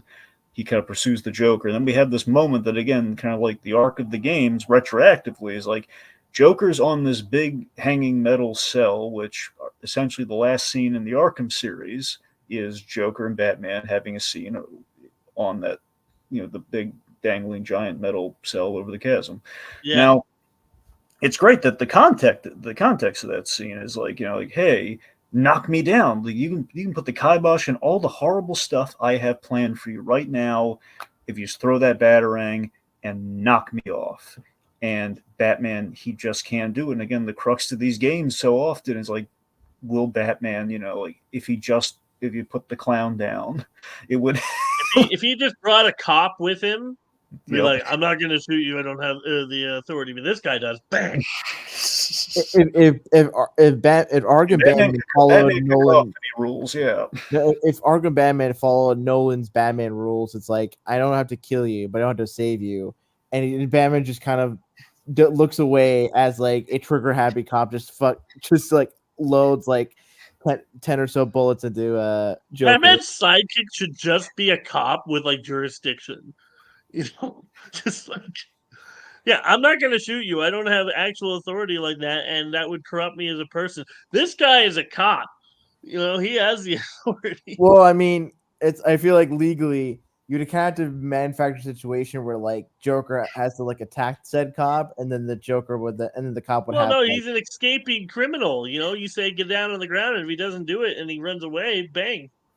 Well, it's the thing. Regardless, we like the Batman doesn't give in to his madness here. Of like I dedicate my life to this crusade. I'm not gonna knock him down and basically kill him with my gimmick like all the other villains do. Mm-hmm. So again, this leads to very much, the whole Titan plot. So, which again, it's really interesting factoring in Bruce Wayne's, some potential guilt that he has towards this over the whole, like, I funded that medical wing, which basically gave Penelope Young all she needed to do this. Well, how does Dr. Young, like, I get that she wants to increase strength that would help them mentally or something like that, but how does that lead to, like, these monsters? Well, that's the thing. She was basically... She's trying to cure the Joker. If I remember correctly, she's trying to cure the Joker's insanity, which, again, like there's like, I guess, restore the chemical imbalance using the Titan side of what she's coming up with there. And then the Joker revealed that, he was Jack White. He was the guy funding her research. And then it was Joker's like I think Joker, under the guise of Jack White, had her like bend the ethical rules, or at least kind of manipulate her into bending the ethical rules. Like, okay, we need a component that's in the venom that's in Bane, so we're going to tap him like a tree and get all the venom out of him. And I'm going to summarize the Joker being a natural chemist that he is. He basically took her research and then he perverted into, like, he told her to make it this way into the Titan formula, basically to make monsters. That's what I assume happened. I thought eventually it's in the audio tapes, but I forget exactly what the I thought he like, what you're saying is right. I thought he then eventually revealed and then kind of pressured Penelope Young, because at that point it's like he's like got her number, like metaphorically, in the sense like I think like Joker's goons like came to her house or apartment or whatever. And so she was basically at that point coerced. I just can't remember if Bane was her doing or that was Joker telling her to use Bane. That's what I don't remember. It's just like, I don't know how she gets him into the asylum and hooked up to that machine without anybody realizing it. Well, Arkham's a very corrupt place. Sharpie's very corrupt. Like, they're torturing patients. I mean, yeah, isn't art like for Arkham Asylum, even though it's supposed to be for mentally ill people, like it does have space. I think it just just as a hospital, it probably does. Like, takes in prisoners, not like. Well, Bane's not supposed. I always read it as Bane's not supposed to be that. Bane was like, because Gordon says, I thought he broke out of Blackgate. Yeah. So somehow Joker kidnapped Bane, got him to Dr. Young, hooked him up to this thing. Yeah, it's been the worst for months. That's the thing. He's been doing this for a while. Anyway. It's a small thing. I actually, one of my favorite moments is when. Well, I mean, I like that retroactively when you factor in origins. It's like, again, Joker and Bane's they're kind of linked in that story. So this kind of pays that off in a way that Joker's getting the last laugh on Bane yet again. Yeah, but Joker like, I like the bane of Bane's existence. There you go. I like that moment when Dr. Young is like just trying to open the safe and Joker is booby trapped. That was like the moment where it was like, holy crap, like it really just shocked me right there. Yeah. So with the core aspects of Batman that we represent in this game, of course, what I love most about Batman as a character, I love it, and it's very simple, very no brainer. But I love when Batman saves people. I get such a thrill out of it. So I love that aspect is very well represented in the game. He's saving hostages. Like, first thing he does, saves a hostage from Victor's Zsasz. Like, okay, nice warm up for where we're gonna go in the game. Saving doctors, orderlies, guards, and you genuinely feel bad when he can't save them. Like with Dr. Young, or like with that the guard gets like tossed in the electrified water, stuff like that. And we have like that great scene where he's saving the Joker. Messes with Batman, saying there's a bomb, or I think he says there's a bomb in there, and he has like 2 minutes to get it, and it's actually just a big boxing glove. Yeah, that's great. So of course, I love him saving like Gordon from Harley Quinn, and then of course the whole the electric chair thing in the final boss battle. But it's just we have that. We have the great combat, which you already kind of talked ad nauseum about. The stealth takedowns, very fun, immersive part of being Batman. It's he's, again, what I think the reason the stealth takedowns are so satisfying is that you're as Batman, you are fulfilling the mission by striking fear into the hearts of the superstitious and cowardly lot of criminals. It's the mechanic that's adapted from the Batman Begins game to some degree, but it's just made a little bit more like a little more free reign to all the ways in which you can up the fear factor. I mean, is there anything more satisfying than inverted takedown? Yeah, it's fun stringing them up. It just really is. I love doing the flying takedowns, because just imagine being a goon, you just turn and a bat out of hell, literally, it's just zooming to your direction, and you have like no means of stopping it. You're gonna get. My favorite device was always the sonic batarang. To be like, what is this? Boom! Right in their face. I always love the explosive bat, the bat explosive, especially when you just spray and make like a bat symbol, and it's like, why did just anyone notice? Like, why is there like a cream Batman shape on this wall or ground? I too love the gargoyle takedowns. They're very fun. That's the inverted takedowns. Those are my favorite. Exactly. I mean, oh shoot! It's a really cool takedown too. This one's like you put the explosive gel around like the guy with the suicide collar on the one. It goes like when they fall unconscious, they summon the other ones. And you like, you kind of like give them a concussive blast. Yeah, the Suicide Colors with the creepiest laugh ever. Little reminiscent of like the Laughing Box from '89. Yeah, it really is. Anyway, so Joker's plan essentially, again, plan in quotes, because ultimately the plan is just as we reveal, it's really just to drive Batman crazy, and if it comes to it, have him embrace his inner monster, which I love that too. So Dini, basically, we're manifesting the inner monster, the inner insanity. Like Batman's dread being like he's he's as monstrous as the guys that he's fighting there, and basically, Joker's going to unleash an army of monsters through Gotham with poisoning, the water supply of Titan, which of course is a classic Joker plot, by the way. Going back to one of the very first Joker stories, one of the where he's like poisoning the water supply. He's going to year one, if you will. So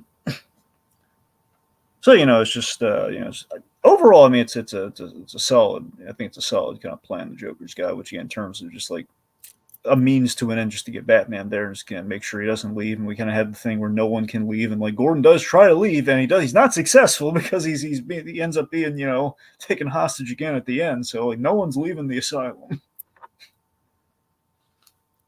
What I really love about Asylum is its attention to detail. Because I was just thinking about how, like, for example, when you save the doctors, most video games are like you save some people and then they just disappear and you assume that they're safe. But what they do is the doctors set up like a barricade, and you can come back and check on them, and they'll be like, "What's with all the plants that just popped out of nowhere?" They'll respond. I love that we're stuck with those plants too. Yeah, they'll talk about stuff that's happening on the island at that moment. And then there's that room that you can go into and have Joker just be all creepy. When you go in the first person mode, the room that you go in where they eventually, with the TV on like the Joker body. Yeah. I didn't even realize that you could go in there multiple times until like on the rewatch I saw them like, wait a minute, these guys are like building that creepy Joker face at the end? They're building. And as you progress through the game, it gets more and more progress. Like it's so cool. Oh yeah. So I want to talk about Harley Quinn here. Two things. So Harley Quinn, I like. So a lot of people complain about some of the boss battles not being super. Again, which we then kind of like remedy ideally in the city and such when we go forward. I like the lead up to sort of thing where it's like, we have like a good death trap or the electrified floor. Like that's clever. That's inventive. Only the thing is like basically Harley, the way we do away with Harley is, it's a cutscene, which I'm okay with. A lot of people are bothered by that. I just think it's like, well, I mean, what would you really expect? I admit the taking her out with one hit's a little like, okay, really just one hit and that's it. She's done for, just like one like little kind of lazy like, look, I'm doing a cartwheel, and then it's like and it's not and that's like, if I had a nickel for every time Batman just takes out a bad guy through in a cinematic with just one hit, I would have 2 nickels. I know someone appreciates yeah, you would have a lot more than 2 nickels. Because like it happens in Batman '89, guy comes running at him with swords and he just punches him in the face. Well, I think he means in this game. Arkham games, yeah, Arkham games. Arkham games is what I okay, just for the Arkham games, then yes. Yeah. There you go. Because usually it's like you have the combination of hits and everything. Yeah. All right, let's see.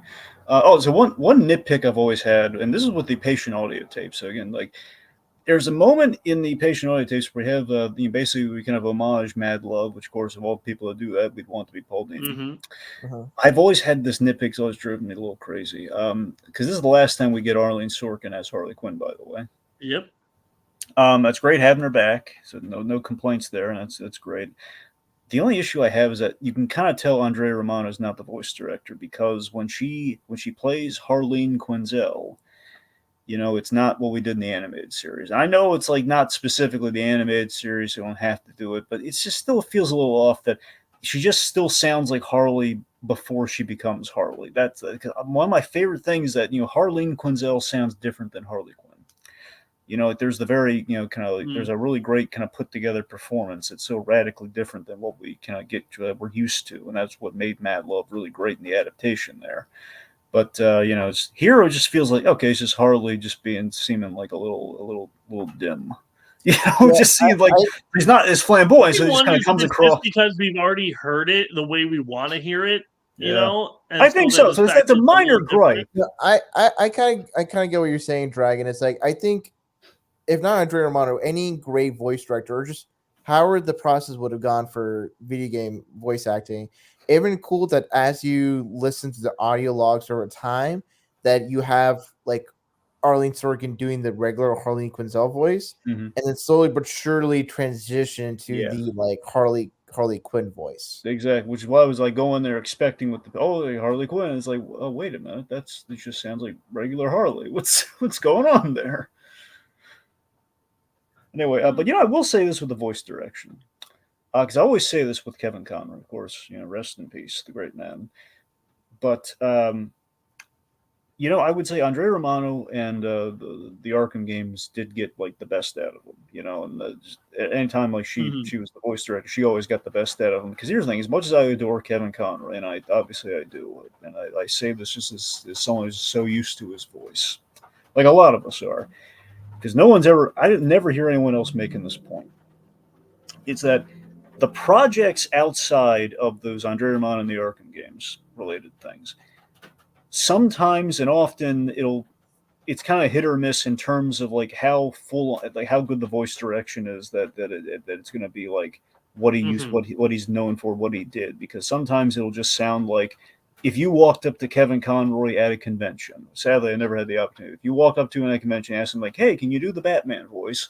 And he'll just like, he'll summon it, but he won't really be acting it. He won't really be like given the full like. He's doing more of an impression of exactly, because again, he's just doing it like in the moment. He's not has time to know the material, which is not his fault. I'm just saying sometimes it feels like the voice directors that are not Andrea Romano, not counting the great performance we got out of the Arkham games, which again is like the exception to that rule. Often it felt like that when we got Conroy doing Batman. Sometimes it would feel like for example, Justice League Action. He's having fun with it, but in that respect, again, he's not doing like the traditional Batman thing. He's doing an impression of Batman. I will say, like, not to like I love Kevin Conroy at all, but like I think his voice performance in the Killing Joke anime adaptation. And I know this is kind of even Mark Hamill's in that wasn't 100%. Yeah, and it also I think even for Crisis of Infinite Earths Part 3, I think as much as I appreciate him seeing in like the traditional BTS, I think his voice was I think it's part of it's just age. Like the older he's gone, like the more stiff or older his Batman voice sounds. Well, he's not Batman, Jacob. I think honestly, I think in the Arkham games, the less that he has to talk, the better. The only time in the Arkham games I ever feel like maybe it's a little off is in Arkham Knight, because they have him over-explain things to the player. Where he's like, "I need to find the firemen. Here's all the locations on my map," or something like that. And it's just like, Batman doesn't need to tell himself that, I feel like in this, it's perfect where if he does need to talk it over with somebody, it's with Oracle and it's quick, it's to the point. Yeah. Yeah. It's like, just to speak to real quick, because then we got to get back on target here. Just, I guess, the factor into the game as well. Like, for example, in his last speaking role in Crisis, I really liked it, but I think it was really helped by we gave him a really good line to go out on. I think, considering that he was very likely, he's on his last legs, he was sick during that record. I think he summoned something really good in that performance. That again is not. I know that they're trying to go for like classic OG Batman the Answers, and you know what? In my heart of hearts, I think he summoned as much as he could for that, and I think it sounded pretty darn good, and we gave him a really good line. I think now that they corrected it, sadly, I'm stuck with the wrong version on Blu-ray. They put Mark Hamill's voice in there finally for the, for the Jokers. This, I don't know if you guys are privy to this. They had a mistake when they put out the Blu-ray of Crisis on I have heard about this. Yeah, I was the first. I was not the first. I don't want to sound like an egomaniac. I kept telling Tiki and Jacob this, like, and they kept thinking that, like, Tiki thought it was crazy, and now I have proof. It's the fact, like, I'm telling you, that's not Mark Hamill. Of course, it's Mark Hamill. He's credited and everything. They tried making him sound young. No, we've heard him even when he's like look at him, man. We've heard him. That's not Mark Hamill. And now I know. Now we actually have a really good take on Mark Hamill on that last one. Anyway, I haven't seen that yet, but in any case, I'm glad that we got this version of their Batman and their Joker. Because the animated series, it's one of the best Batman properties out there, but it was limited in the fact that it was a Saturday morning cartoon, so there was only so far they could push the envelope. Like Batman the Animated Series was like the first one show to like have actual guns in there and not lasers, or at least one of the first, I think. So that was pushing the envelope. But could they have like people getting shot? Sure, off screen. We shouldn't show that much blood, maybe a tiny smidge of it. But here we get like Batman and Joker being Batman and Joker without any hands tied behind their back. We have them able to, not to say that they didn't have opportunities to go all out before. I mean, Batman Beyond Return of the Joker, that's probably one of the darkest renditions of what happens to these characters. But I think that this was a time where we got these characters, these voices that we wanted, but we didn't have any kitty gloves on them. And also, not that it was super dark just for the sake of being dark either. It was just what we felt was the fully realized versions of these characters. Right. All right, anyway, so what the reason I bring it up is in this game, we were able to, looking back on it, so we should talk about the Scarecrow, and this is one I'm building to. So the Fear Gas segments that we kind of teed up a little bit here, they're fun thematic element of the game, very much like everyone raves about it, and it's for good reason. Batman, his fear is that he belongs in Arkham, that his parents' death did indeed drive him to madness in an unconventional way, versus like the crusade to keep him sane. It's like he's clinging on to it for sanity. And we do Scarecrow in 3 acts, which I thought was a really good move. We start off, he sees Gordon seemingly has died, and then we have like the jump scare with his parents in the morgue. It's very creepy, as I believe Sonia Pantoja mentioned earlier. All right, do you like this Scarecrow voice? What do you think, Lazerdude? Do you like the John Noble Scarecrow? Or do you like this Scarecrow? I kind of understand why they changed it up for Arkham Knight, because they wanted a Scarecrow who is the main villain, and they can't have him all cackling and super evil. They wanted him to be more dark. I understand that, but I gotta say I prefer this Scarecrow. His scenes are just a lot more terrifying, and his mannerisms are more manic, and so I still just prefer this voice and portrayal of Scarecrow. What's kind of funny about that? So in the patient interviews, there's a cool deep cut little Easter egg. I don't know how deep, guys. It's a cute little Easter egg that there's some doctors like Dr. Murphy and Dr. Combs and Dr. Murphy. So Jeffrey Combs, Killian Murphy. And much like that, during Batman Animated Series, you had a couple Scarecrow voices, like Henry Pollock. I think it was Henry Pollock. I forget what number he had, like the second or the third. Henry Pollock. And then we went to Jeffrey Combs, and we recast the Scarecrow because we wanted him to be scarier. So in that sense, it feels like we're kind of repeating ourselves. We had a Scarecrow, now we've recast him again in the Arkham games. I never really thought about that, but you're absolutely right. We got a little bit more manic, a little more, and then we go dark and gritty. Yep. Now here's the thing. I love John Noble, and I love how he sounds as a Scarecrow. The one thing that bothers me is that it's a headcanon thing. I wish we canonized it, just that Scarecrow was traumatized by what happened to him, and that turned him dark. That's what I wish we would acknowledge. That's why he sounds different, but we're not. I feel like that was conveyed. Maybe it wasn't as explicit you like. That's what I mean. That's what I mean by the headcanon. It feels like that, but they don't really like. He doesn't have like a line saying, "I was almost killed by Killer Croc." It's all he needs to say. Maybe there should have been a moment where like Croc like terrorizes Gotham City in a fear-crazed state. Yeah. And you have to like shoot him with the Batmobile in order to stop him or something. Yeah. Like have Scarecrow have some revenge on Croc. Well, yeah, that would be interesting. That's what I'm saying. Like a little acknowledgement of that would have been really cool. Or oh man, it would have been such a cool twist is that like, if Croc got the fear toxin, and you see from his perspective, but the fear toxin is like he's like his regular human self, but like people are still afraid or like ostracize him. That's a really good idea. Yeah, because then it's like, because it's like, well, how do you make someone who's already a monster be scared? It's like you make them human and still feel like an outsider, and that I think would have been such an interesting take. I think in regards to the question that was asked, like between the two voices of Scarecrow, I kind of prefer the John Noble voice. I know arguments can be made that the voice for Batman Arkham Asylum kind of fits with the more traditional Scarecrow. However, I think John Noble as an actor, and especially his voice performance Scarecrow, there is this kind of foreboding feeling. And I think it helps that John Noble just like chews the scenery with all the monologues he has. And honestly, he's great and he has that kind of like gravitas to it. But the more I think about it, with the mention of Jeffrey Combs, I kind of now wish like Jeffrey Combs was the voice for Scarecrow in Batman Arkham Knight.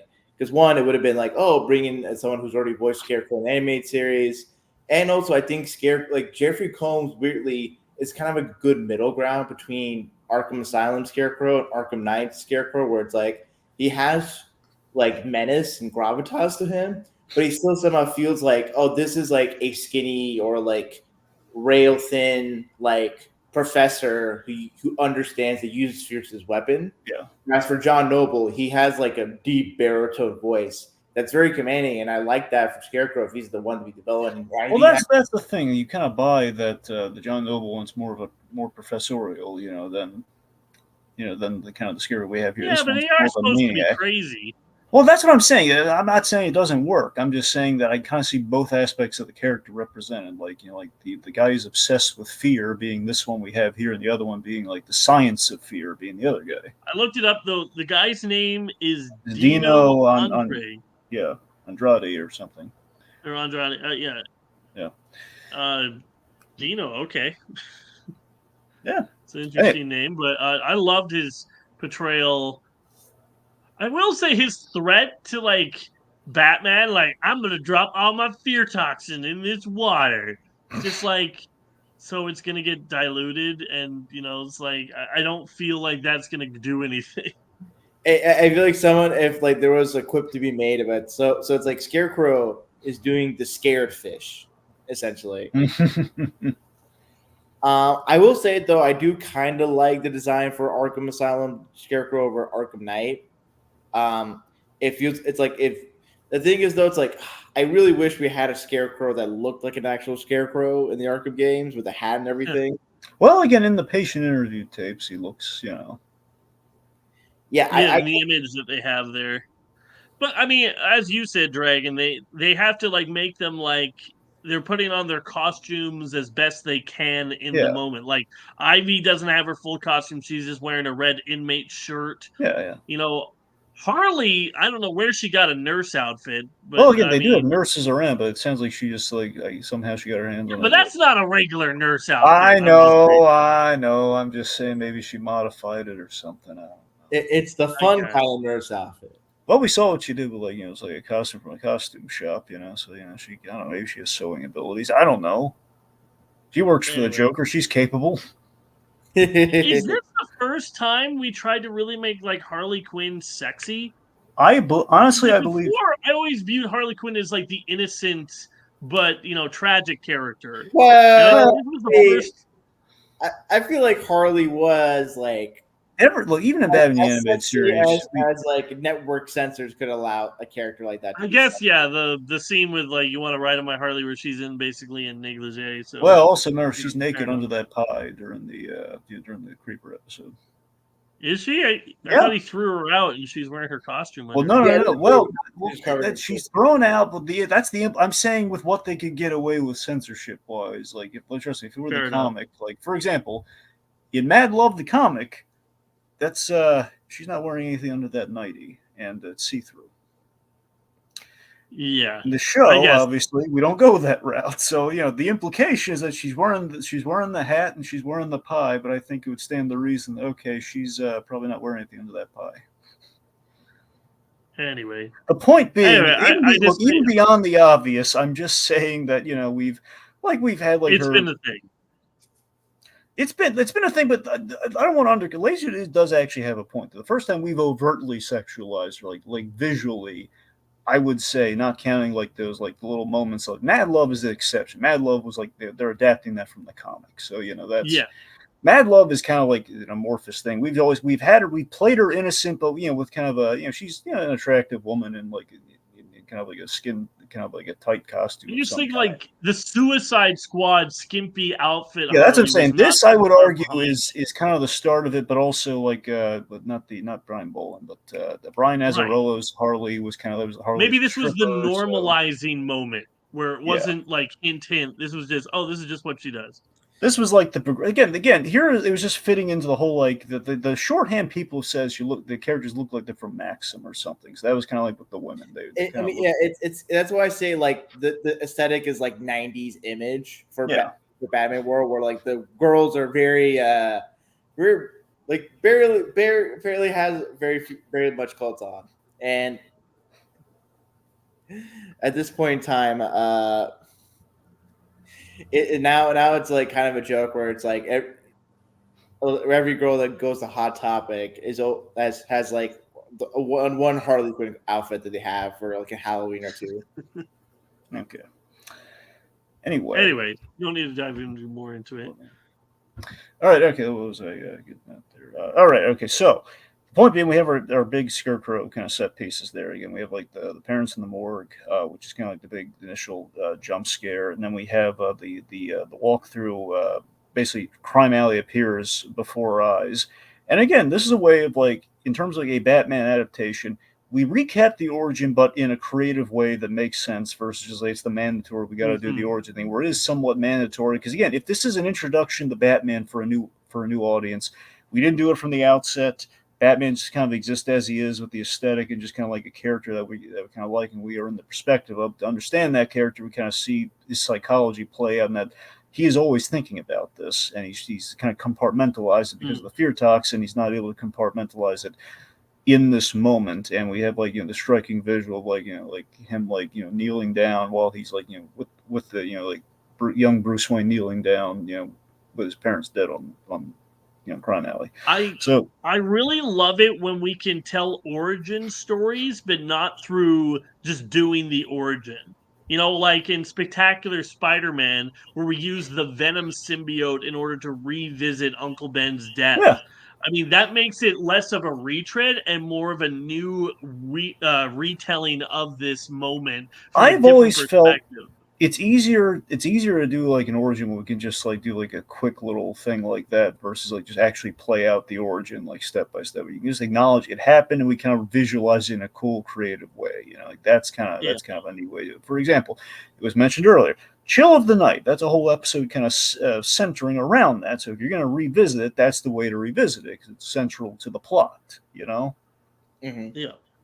Okay, let's see. Anyways, bringing me to the third is the big standout of the game, which you already mentioned, the whole glitch kind of gag of it all. But beyond that, it's like the great role reversal of Joker and Batman, where again, Batman's fear being that he's too simpatico to the Joker, so Joker is now like taking him. We're doing the intake thing, which, by the way, at the beginning of the game, great. Again, while the credits are rolling, we get a great deal of exposition out of the way in a natural way as we are moving forward in our story and getting a lay of the land. They're getting all the Blackgate burned down, and there's Quincy Sharp. Still not Jeremiah Arkham. We never do anything with Jeremiah Arkham. I'm just saying, we're just gonna move on. Well, maybe that would have been too obvious that Jeremiah Arkham was Amadeus Arkham. Well, yeah, but still. Just, it's like the fact that the only time I've ever seen anything done with Jeremiah Arkham was the Joker blogs. The only time I've ever seen that character adapted, period. They are so afraid of Jeremiah Arkham and everything. We had Dr. Bartholomew and Batman the Animated Series. Just why? Why the avoidance? Don't worry, Dragon. I'm emailing James Gunn right now to have Jeremiah Arkham show up in The Brave and the Bold. And I'm just informed he's being played by Michael Rooker. Okay. I wonder who Michael Rooker is going to play. Oh, we've already seen. Well, we saw him, but we're going to. Here's it. We did see him in Suicide Squad. I wonder if, given we're going to have Sean Gunn again, I guess Rooker could appear in another role. So it does make you think. Give him a beard. What if Rooker played Bullock? I feel like Anyway. I feel like Rooker's not that. I feel like he has to put on a good amount of weight, or just put on like a penguin like makeup to be able to play Bullock. Well, Colin Farrell did. If they can do Colin Farrell as Penguin, they could do him as a Bullock. All right. Anyway, so Batman strapped to the gurney, and this is what I'm getting with the whole Conroy performance thing. So we were able to kind of go really deep on him here, where he's I completely forgot that while he's strapped to this gurney, like he's screaming a couple things instead of just like the whole "cut me free." He also says, "I didn't kill that family." Really? I don't remember that. Yeah, he says, "I didn't kill that family." So that's him talking about his parents. That's him, like, again, deep down, that's the guilt. Like, I didn't. That random family that has nothing to do with Bruce Wayne and Batman together. However, that makes you joke about that, Lazerdude. That might be the implication that Joker caught him murdering a family. Yeah. That he snapped and killed a family because he just can't deal with it. Possible, but we don't know. Could be referring to his own family. But again, the point being, though, the way Conroy says that line, him playing Batman having a complete mental breakdown, that's him reaching deep into something there. Because Conroy, he's done it occasionally. Conroy, as we learned through the wonderful comic that he did, he had a brother with schizophrenia, and I think he's channeling that a little bit there. Mm-hmm. He's done that occasionally, and we've can have those moments. But for example, the big example I always point to with that is in Batman Beyond, when Bruce Wayne has the mental breakdown in the Shriek episode. I suspect that's Andre Romano getting him to go to that dark place for that moment there. His brother would shout some really horrible things to him. So anyway, just saying, good actors. I'm saying that's how he played Batman so well. He went to those places and he brought it out there, like all kind of that sadness. He brought that out during the grave scene in Phantasm. Okay, I have one thing about the Scarecrow mission that kind of bothers me. Not like bothers me, but always have less question. And the second one, after you finally come out of it, you're like in the bell tower. Yeah. There's no way into the bell tower. I mean, I guess there's a thing, but it's just like, how on earth did you get, like, what does Batman look like while on fear toxin? Is he just like doing somersaults and what he thinks is cover, and he's just like rolling on the ground? It'd be funny to play a level or even like DLC for Arkham Asylum. There was DLC where you're like a random goon and you see Batman on a fear toxin rampage. Because that's the thing, you could make the argument that now in that scene, I don't think it technically happens, but let's just say, like in general, when he's fighting the giant Scarecrow, maybe he's actually moving through the asylum. Well, I don't think he's just sitting there because you end up in the bell tower, so Yeah, you that's what have I'm to be saying, moving around. Yeah. Maybe like when he's fighting Scarecrow, he's like moving pieces or whatever to allow him to like end up at the bell tower or whatever. There you go. Is he like really like hiding from Scarecrow and Scarecrow is looking around for him? He's like, man, I got him a fear toxin. Where the heck is he? He's following Batman as he's in the fear toxin rampage, and he's keeping like a 6 feet distance. Yeah, just trying to find a way to stab him in the back. Yeah. But then like he destroys all the thugs that you send after him, so he's just like, dang it. Yep. I do really love the transition between how we defeat Scarecrow, which, by the way, I love that in the fear toxin hallucination, we used the bat signal to stop him. I thought that was really cool. Yeah. Mm-hmm. But anyway, so I love that we, with the whole, after the whole, like, I'm going to dump all this fear toxin in the water, because it worked in that one movie. But no, we transition, pretty seamlessly to the Killer Croc. So Croc essentially, he, for all intents and purposes, he drowns Scarecrow. Brings it down with him, possibly mauls him. Well, no, he doesn't. I'm just saying that in that moment, I think that one of the things that makes some of the boss fights a little disappointing in this game is that we don't get to deliver the final blow ourselves. I'm thinking about we did it in the fear toxin Donkey state. Kong Country. You know, the reboot of Donkey Kong Country? Like, there's a part where if you beat the boss, you can just, like, wave your controller, Wiimote, and nunchuck around, and Donkey Kong will just beat the crap out of them. And I feel like we kind of want that for Batman, too. You know, we want him to beat the crap out of the Bat Riddler, brutality. Scarecrow. Yes, to bad brutality. I mean, it's not like he shies away from brutality in True. this with anybody else. True. Yeah. I mean, it would be funny is like it's like you're like depending on how much you hit like a certain final boss, you get like more and more points, and then if you hit past a certain amount, you get like a trophy or like an achievement for like putting in like 100 hits or whatever.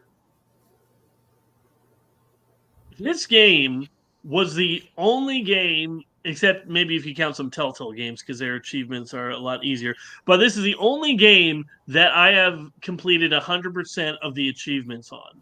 Well, I mean, at least it's more doable than the other ones. every single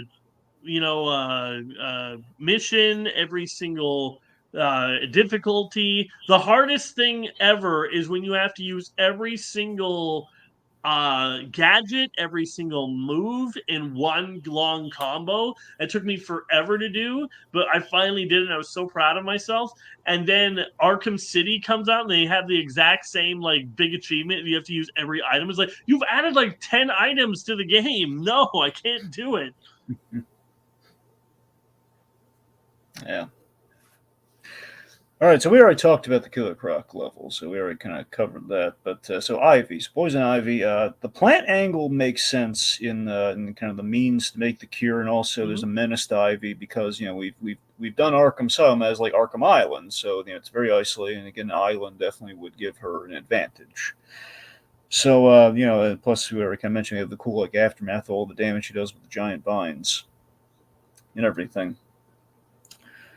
Let's say real quick, Lucas Green. In the Shriek episode, Batman says the subconscious calls him Batman. In these games, you could say we are all Batman's subconscious. Yes, you could.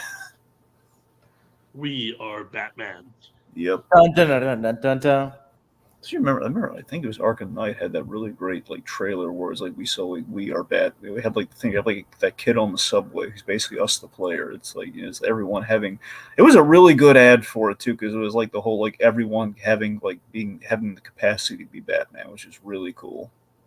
You remember that? You guys remember that? No, I don't remember ever seeing that kind of. I tell you, I'm going to send you that when we get to Arkham Knight. Okay, well, I'll make a mental note of it. To answer your question, Jacob, I don't know because I beat the heck out of them up. I was like, they're all like, yeah, welcome. I'm like, screw you, I'm Batman. So fun. Well, wait a minute. Wait. I'm sorry. You're saying, Jacob, you're saying that you get an achievement if you fight the thugs. I fought them once. I don't know if I got an achievement or not. I don't remember if there's an achievement. I love that you have the option to fight them. By the way, I love that. Like ideally, yeah. I love the idea. Like I like the refreshing. Is like no, you don't have to fight them. And there's so you check the guest list, just like walk like after all that fighting. The one time you don't have to fight these thugs. I thought that was kind of cool. Yeah. I always fought them. I was just like, well, I'm not going to leave like all these people behind me a chance to gang up on me. No, I get you. Yeah, I didn't really a great detail if like you had like 6 or so people not in the final fight when you're in the room there fighting like the two titans like in that run because you took out 6 of them. I think I remember not doing that the first time I played. I think when I replayed it, I think I did fight them and got that achievement. So yeah, I remember seeing. Now, okay, I think we've kind of mentioned it. We've kind of walked around it. How disappointing are you? Or how disappointed are you in? Yeah, how disappointing are you? No, how disappointed are you in the final Joker Titan battle? Because for me, it's not even the fact that he becomes a Titan guy. It's the fact that most of the times you're fighting thugs while he mugs off to news cameras. Yeah. here's the thing with that fight. So again, story wise, I do like what happens. I like if we're gonna do this monster angle, it feels like it's like Chekhov's monster gun. We kind of literally we kind of have to shoot Joker with it by the end. I love everything in like the cinematics leading up to like, the Killing Joke visual of like Joker on like the throne of mannequins with Scarface. Like that's really fun. The will kind of connect to Killing Joke with Jim Gordon in peril, kind of like he was in Killing Joke. I think that's kind of neat, and again, Batman being protective of him because of what we've seen up to this point. But the Joker's philosophy is really great. I love the line that he has again. This is a classic Dini Joker line. The whole like seeing the world as I see it, giggling in a corner and bleeding. It's like that's a good line. Mm-hmm. And just the whole chaotic plan B of like, okay, I've thrown everything I possibly could at Batman, and he's still standing. So I'm gonna he took the Titan bullet for took the Titan dart for Gordon, and he's resisting the change. Which again, I live for these kind of moments with Batman. I've always had this thing with Batman where I'm really not crazy about the times where he's like mentally taken control of like someone like. He's under the power of suggestion, or like someone's like kind of brainwashed him. At the very least, if he is brainwashed, he has to overcome it. He's got to like break through it on his own accord. Like that's kind of like my thing with Batman. So I do love that he's like able to resist the change before he eventually then logically he would have to use the cure on himself, which again in a cyclical way, or at the very least in a sequel kind of way, we again, Arkham City is very much kind of a cure plot too, and again, it boils down to him and the Joker and using antidotes. So yet again, he is kind of uses it on himself. He refuses to change. It's kind of an opportunity for change moment. He is he refuses to give into the madness, becoming like this monster like the Joker's, which leads to the challenge. And within all this, you're right. I'm not a diehard gamer, so I like that it's relatively easy, but I understand the frustration. What I like though, I do love like the visual of like our big beating the boss move, the exploding gel on the hand for an explosive punch. I think that's awesome. I Yes. love that. That's ridiculously cool, but I agree. I can see the frustration is like after all that, we're just gonna basically do a Titan fight again. Yeah, what for me, my thing is that like compared to say like the Bane fight or even just the random like tiny like jacked up goons, like Yeah. there's a lot more creativity, a lot more strategy behind it. Whereas for Joker, it's, you kind of have to wait for him to kind of land at a certain space, and he's kind of stuck on the floorboards, and he kind of just like basically just spam a bunch of punches at him. It would have been cool, like with the final thing being the explosive gel on the fist, and you just hit Joker and explode at the right time. It would have been cool if you get to use a lot of your gadgets, like basically how for the Mr. Freeze fight, Mr. Freeze fight in Batman Arkham City. Can't talk today. It would have been cool that with the gadgets and the things you had to do for each of the prior boss fights, you could have done all of that with the Joker, because even though he's jacked up, he's still the Joker. Like Joker, his mind is what the most dangerous thing to the people of Go!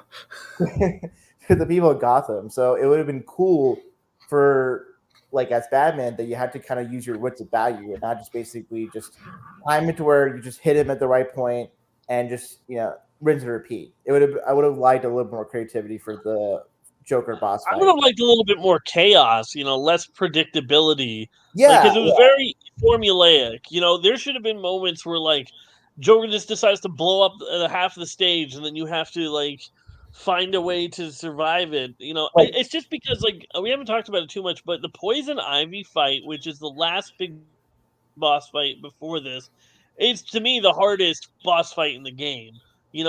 Avoiding all of the bolts of plant energy or whatever it is. Fighting with the power of vegans, I guess. Anyway, she's just shooting all that stuff at you. You have to dodge, and then there's like a split second where she opens up her cocoon, and you have to throw the batarang just perfectly. And if you don't dodge the vines that she has coming up just right, then she'll open up, and you have to start all over again. And That's a cool idea. frustrating, but it's satisfying. Yeah, the Yeah. fact that Where she's like this one is charged up just on the Titan that's in her system and the plant life of Arkham, like that, kind of supercharged. So Yeah. that's good. Yeah, it would have been cool for like Titan Joker to have to use his like Joker gadgets or gizmos and throw it at Batman and see like I like the idea of like the stage like exploding. It'd been cool if like maybe you had to like chase the Joker like across the island and you have to use your like glider or the grapple hook or whatnot. Stuff like that. What I think would have been made the fight a little bit more than just you know fight goons, wait for Joker to land, hit him, and then rinse and repeat. Yeah, I think that's kind of where like, oh, we want like the Joker as a Titan, and then it's like, okay, we just can't think or want to put in the extra effort to like have Joker do Joker things in the boss fight. So it just feels like it's still Joker personality wise as he's doing this dialogue, but like in terms of his actions, Yeah. you might as well just put any other like got like Batman villain in the Titan formula. Lucas Green made the point. Titan Joker actually introduced in the Batman 2004 cartoon and brought back in this. So fun thing about that every time I played the game, I did. My first thought was that, oh my god, it's like that scene from the Batman where Joker used Venom. We had basically Joker is like kind of like a circus strongman kind of look, basically using Bane's technology there. Mm-hmm. The difference though being the Titan version of Joker much more horrifying, like the bones and everything coming out of him and the blood and the giant like bone Doofenshmirtz's nails. nose. Yep, Doofenshmirtz's nose. He's got the mohawk hair look. Yep.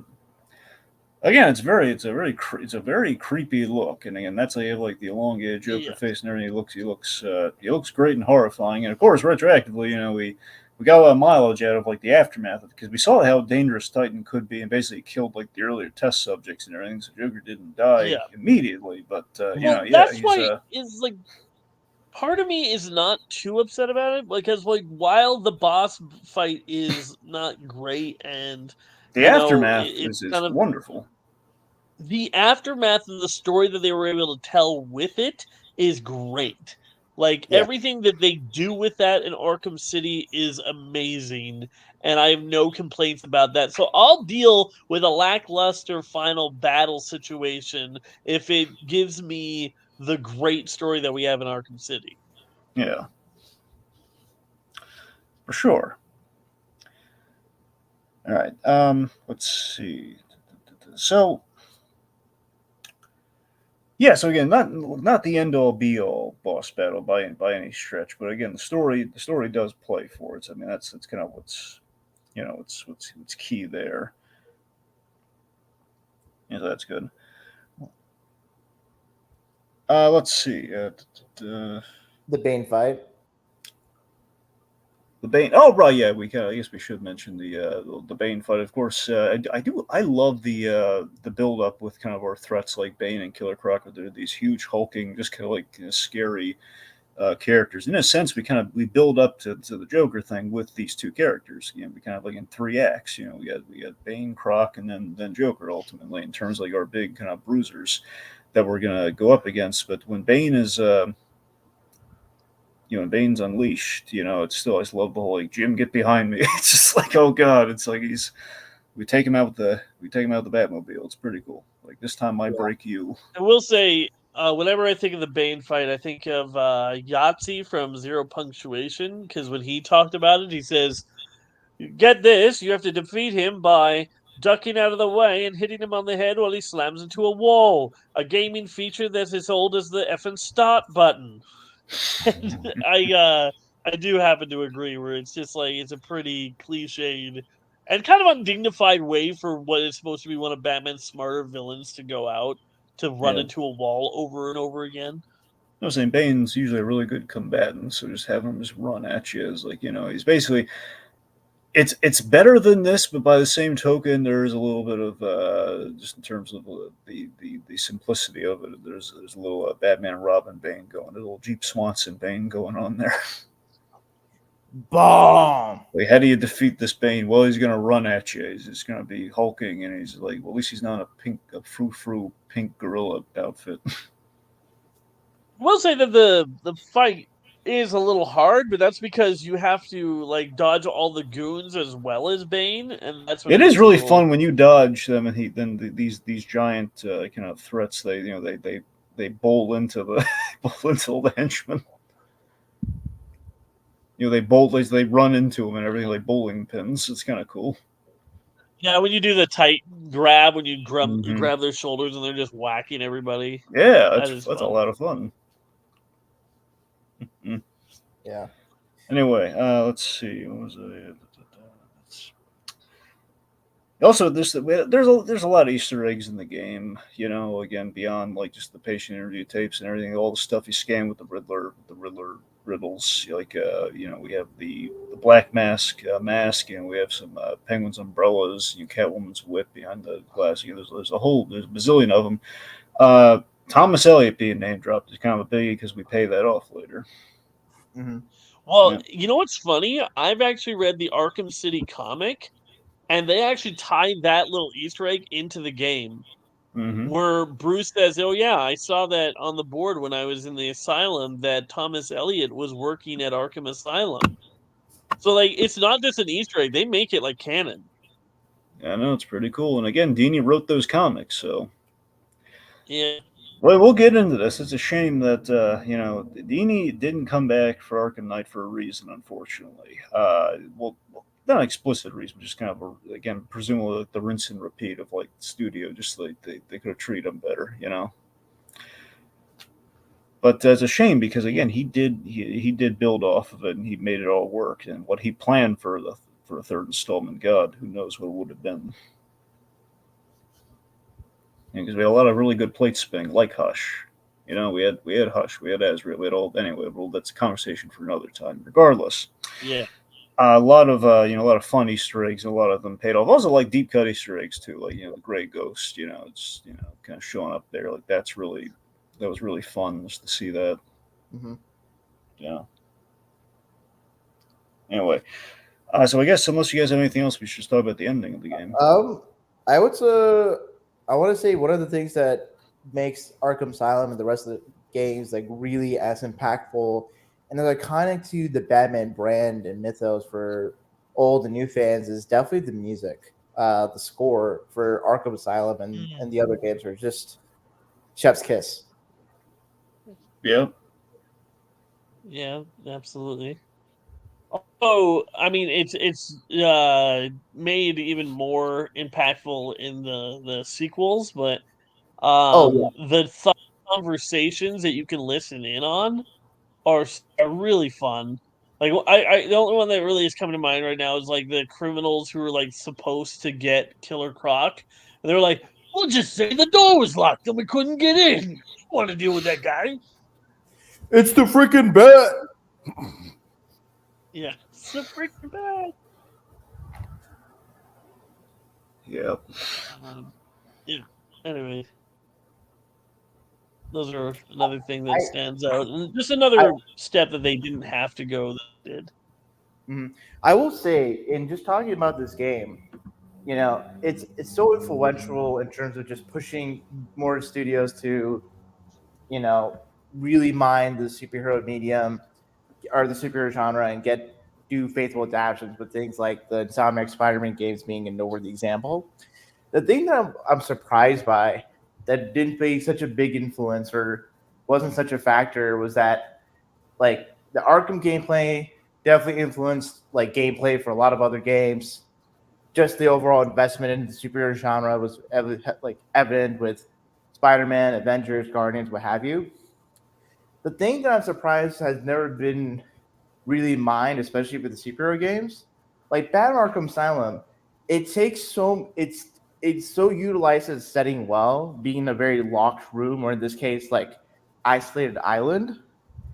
I always wondered why video game studios or companies, when making superhero games, never think instead of just doing like, oh, here's a superhero in like this wide open canvas or whatnot, they just never think to like, oh, like for like X character, like say you do a Superman game, imagine a Superman game that's all in the fandom zone, or just like basically I never seen other superhero games do like the locked room or like man alone on this isolated area.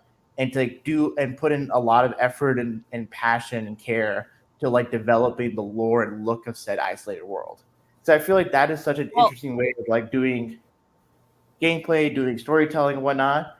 It's always weird or interesting that that component was never at all taken or inspired any other superhero game. Yeah, I think the problem is for most superheroes is that they can like traverse the entirety of Arkham Asylum like pretty quickly. Like it takes a while to get around Arkham Asylum for Batman, but if you were Spider-Man, you could swing around the whole island in less than a minute. No. Not like. What I mean is like a specific just location that you can develop. Like, I guess does anybody else have as iconic a location that a whole game could take place in? I would say for Superman, you could do the Phantom Zone, or you could put him in like a like. I don't think he has his powers in the Phantom Zone. You could. It's like it's fiction. You can. I mean, I guess you could write Oh, around. come on! He needs, he's. I don't. Phantom might not be Kryptonians ideal. didn't have a yellow sun. Why would they have powers in the Phantom Zone? Well, I think you can still. I mean, not. I don't want to get too. Okay, so you're saying that Metropolis is not an option, right? No. I feel like for everybody else, it's cities that is the iconic thing, not just one location. Or like imagine, like I'm just thinking, kind of like because the whole thing for Arkham Asylum, it's like kind of the premise. Well, Green Lantern, you have like all sorts of cities on different planets, but you could like do things beyond that. What I'm trying to say is like the cool thing about Arkham Asylum is that it's like Die Hard, like John McClane stuck in Nakatomi Plaza and he has to traverse whatever. Batman stuck in Arkham Asylum, he has to like traverse whatever. It's always interesting that for the future for the superhero games that have been made and are going to be made in the future, there's not been this the notion of like, hey, let's put them in a like isolated or like big environment that's not a city that you can then put in a lot of effort to developing the lore or showing the lore or whatnot. And I think Arkham Asylum with such a unique like tapestry or whatever, it's always interesting that other superhero games never thought to just do that, like copy that particular formula. Yeah. No, I hear what you're saying, but I just feel like it's the like we've had multiple stories now about the history of Arkham Asylum. We've had multiple stories about to take place in Arkham Asylum where Arkham Asylum is the centerpiece, and I don't think you have that for any other location. I once did a top 10 list for my YouTube channel of the top 10 comic book locations, and Arkham Asylum was number one because no place has as much of a lore, as much as a following, as much as a name brand recognition as the Arkham Asylum. And so I feel like other comic book locations have places that are iconic, but not a place where you could take a whole game. But I agree to disagree, I guess. No, it just does something with Batman or Gotham and Arkham. These are locations that have character to them. They have they say something, and the being there does something to the people. It's like the Scott Snyder thing with New York and Gotham is that Gotham is like New York, and it's like a make or break city. If you can make it, it's the challenge. If you can make it there, you can overcome anything. No, I think you guys are onto something, and I think there is some merit to the fact that Arkham is not just a location, and not to do the line for Thor Ragnarok, like Asgard isn't a place, it's a people. It's like Arkham Asylum, it's a character. It's like this other world that has this madness and history behind it. And I think like as Jacob mentioned, Lovecraftian inspiration, other locations in superhero comics, they're just locations of buildings. So it's like you have headquarters, so like the Baxter Building, the Avengers Mansion, Fortress of Solitude. I think you could do a fun Superman game just in the Fortress of Solitude. There's a lot of things you could do there. But I get to where you guys saying is that Arkham Asylum with the history and like the stories that are centered in Arkham Asylum itself, that it can be the basis of the game because that is kind of a world within the bigger world of Gotham City, whereas other locations or buildings like don't have that kind of like ecosystem. So yeah. All right, I'm trying to see if we have any other really good comments here before we kind of start closing the book. Cool. All right, let's see. Ooh, while you're looking, another little Easter egg that I love about the game is that when you're scanning around for things in the beginning of the game, you can scan a toe tag of Ra's al Ghul. Yeah, But when and you then he's come gone back later. around later in the game, it's gone. We know where he went. Yeah. It's Yeah, it's one of my little favorite Easter eggs there. there you go. Or let's see. Another thing to add on, it's like with the success that the first yard games had with Paul Dini at the helm writing wise. It's always interesting that other superhero games never sought to bring like either the voice talent that people grew up with for the animated stuff, and or just the writing talent. Like imagine a Spider-Man video game that was written by John Semper or even Greg Weisman. Wiseman, yes. Semper, well, yeah, Semper is. They did. Marvel vs. Capcom 3 had Josh Keaton voice Spider-Man, and I believe it had Steve Bloom voice Wolverine. Mm-hmm. Yeah. So, and maybe even the guy that from Iron Man from Avengers: Earth's Mightiest Heroes. That one I'm not sure about. So there are games that have like said, "Hey, let's take these you have actors." Spider-Man and, Shattered. Spider-Man Shattered Dimensions. That's Yeah. all the classics. Neil Patrick Harris. Wait. Yeah, I think for me it's just interesting that like the selling points of Batman Arkham Asylum, like it just never seemed that it was ever replicated or studios just never seemed to replicate that for other superheroes. Like for Spider-Man, like has to say like, oh, like imagine like a Spider-Man game or franchise is sold and they're like, hey, we're bringing back the OG voice actors for Spectacular Spider-Man, and Greg Weisman's writing it, and it's like Spectacular Spider-Man but grown up or PG-13, whatever. It just seems like there's never. I think probably part of it is that like there very few superheroes have had multiple like adaptations, iterations outside the comics, like outside of Batman and Spider-Man. So I guess it just wouldn't be something to be replicable for other superheroes. So, I think to some degree, as far as the writing goes, I think it's that it is a radical difference between how you traditionally write other things, because again, a game you have to factor in a lot of other things, and it is kind of probably a Herculean challenge, especially with if they're like limitations or like mechanics that are really necessary, like in the development process. Like it feels like there's probably it's an undertaking. So I think might scare off a lot of like kind of traditional kind of writers that were familiar with ultimately I think they were lucky that Dini took that on. And we've kind of seen it potentially falter with other writers, like essentially Jeff Johns. He wasn't. Jeff Johns was never actually did. I know, that's what I'm saying. I'm trying to remember who the actual writer was. I know he was like there was some involvement there, but he did something with Arkham Knight. I can't remember what exactly he did. A couple things from Lucas Green. Because he mentions that in my Shattered Dimension review that I said that they were trying to make a game like Arkham Asylum. That is definitely true. I do remember saying that. It did feel like they were trying to go through the same thing. Also, you said Lucas Green that Aaron Cash and Sharp are original characters. Half right. No. Sharp is, but Aaron Cash was in Arkham Asylum Living Hell, which by the way we reference with the great white shark nose and the parts of his face that froze off. Yeah. So for Batman Arkham Knight, it was written by Sefton Hill, Ian Ball, and Martin Lancaster. Right. And according to Jacob here, Johns he had input on the Arkham Knight himself, which ultimately. Yeah. What was your input though, Jeremy? Yeah, I know that's the thing. We're doing Red Hood, but we don't want everyone to know we are. So what do you want me to do? Stay in this room for an hour so people think you're consulting on it. Yeah.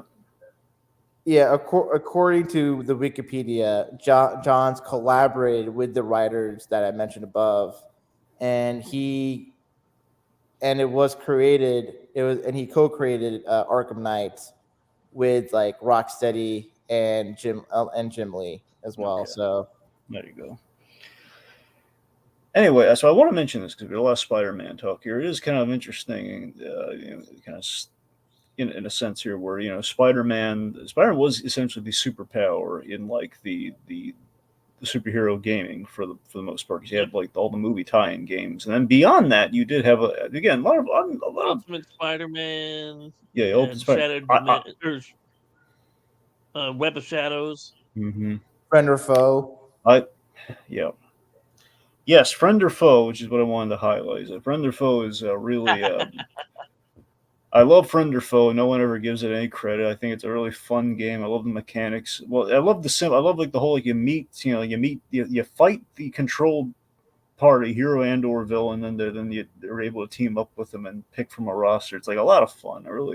That game's no one ever gives that game any love, and I really like it. The point being, Spider-Man was kind of the superpower in the gaming world with superheroes, and that kind of gives way for kind of doing an original Batman game to an extent. Like, okay, well, superhero games, and who's the other character, and we have like an in for Batman. We haven't really represented the DC side of things, and of course, years later with how the Arkham games went, it kind of like re-inspires Spider-Man. We're going to imply kind of our Arkham. Yep. Arkham gives way to Spider-Man with Insomniac. It all kind of works out.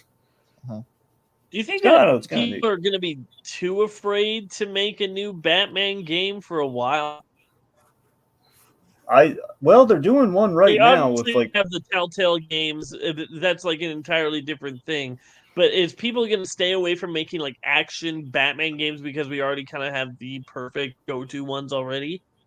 Honestly, I kind of think so because right now we're doing like Arkham Shadow or something. It's like the VR. It's not the VR thing. So exactly. So not if we're not counting that, then honestly, I think right now there are two directions we need to go in to kind of avoid that. Okay, one. Again, Superman's a way to go. We've been saying it's been said for years. We've never done it. The closest we did was Superman Returns. Sure. It was kind of alluding to like we actually played in Metropolis, and Justice League kills Suicide Squad killed the Justice League, but aside from that, that's kind of the closest we've gotten to Rocksteady doing a Superman game, unfortunately. Yeah. However. The other path to go, a lot of people have been saying for years as well, is along with this any medium right now, Batman Beyond. If you want to do Batman in a game without just doing Batman, that is the way to go. Here's the problem, though. For option 2 to do Batman Beyond, would you be okay playing a game if the voices aren't Will Friedle and Kevin Conroy? Well, that's if you weren't gonna do, you can't do Conroy, obviously. But you could have it as an older Terry McGinnis, who this is after Bruce has died. It is possible. And has taken on the mantle himself. I don't think it's possible, but I think only like the diehard Batman Beyond fans, because you have Max in the chair instead of old Bruce, but you kind of need old Bruce, so it just feels like they would recast him. That's the painful thing now. Like, for years we wanted Batman Beyond, and it's every time we get closer and closer, but now it's too late on so many fronts. Oh, those screenshots from the people who did Spider-Verse. Yeah, I know. You guys saw those? I saw them. Like, they look great. That was some of the most beautiful art I've ever seen for. Admittedly, it's still kind of like, this is all great. We need to do Batman Beyond in live action, though. I love that. I'm down for any Batman Beyond, even if it's animated in that style, and that's great. But it just still feels like we keep inching towards like put it in live. The one live action thing we actually need to do, and we're never gonna do it. Here, I like to suggest a third option, if I will, in regards to where you move forward for Batman or DC games.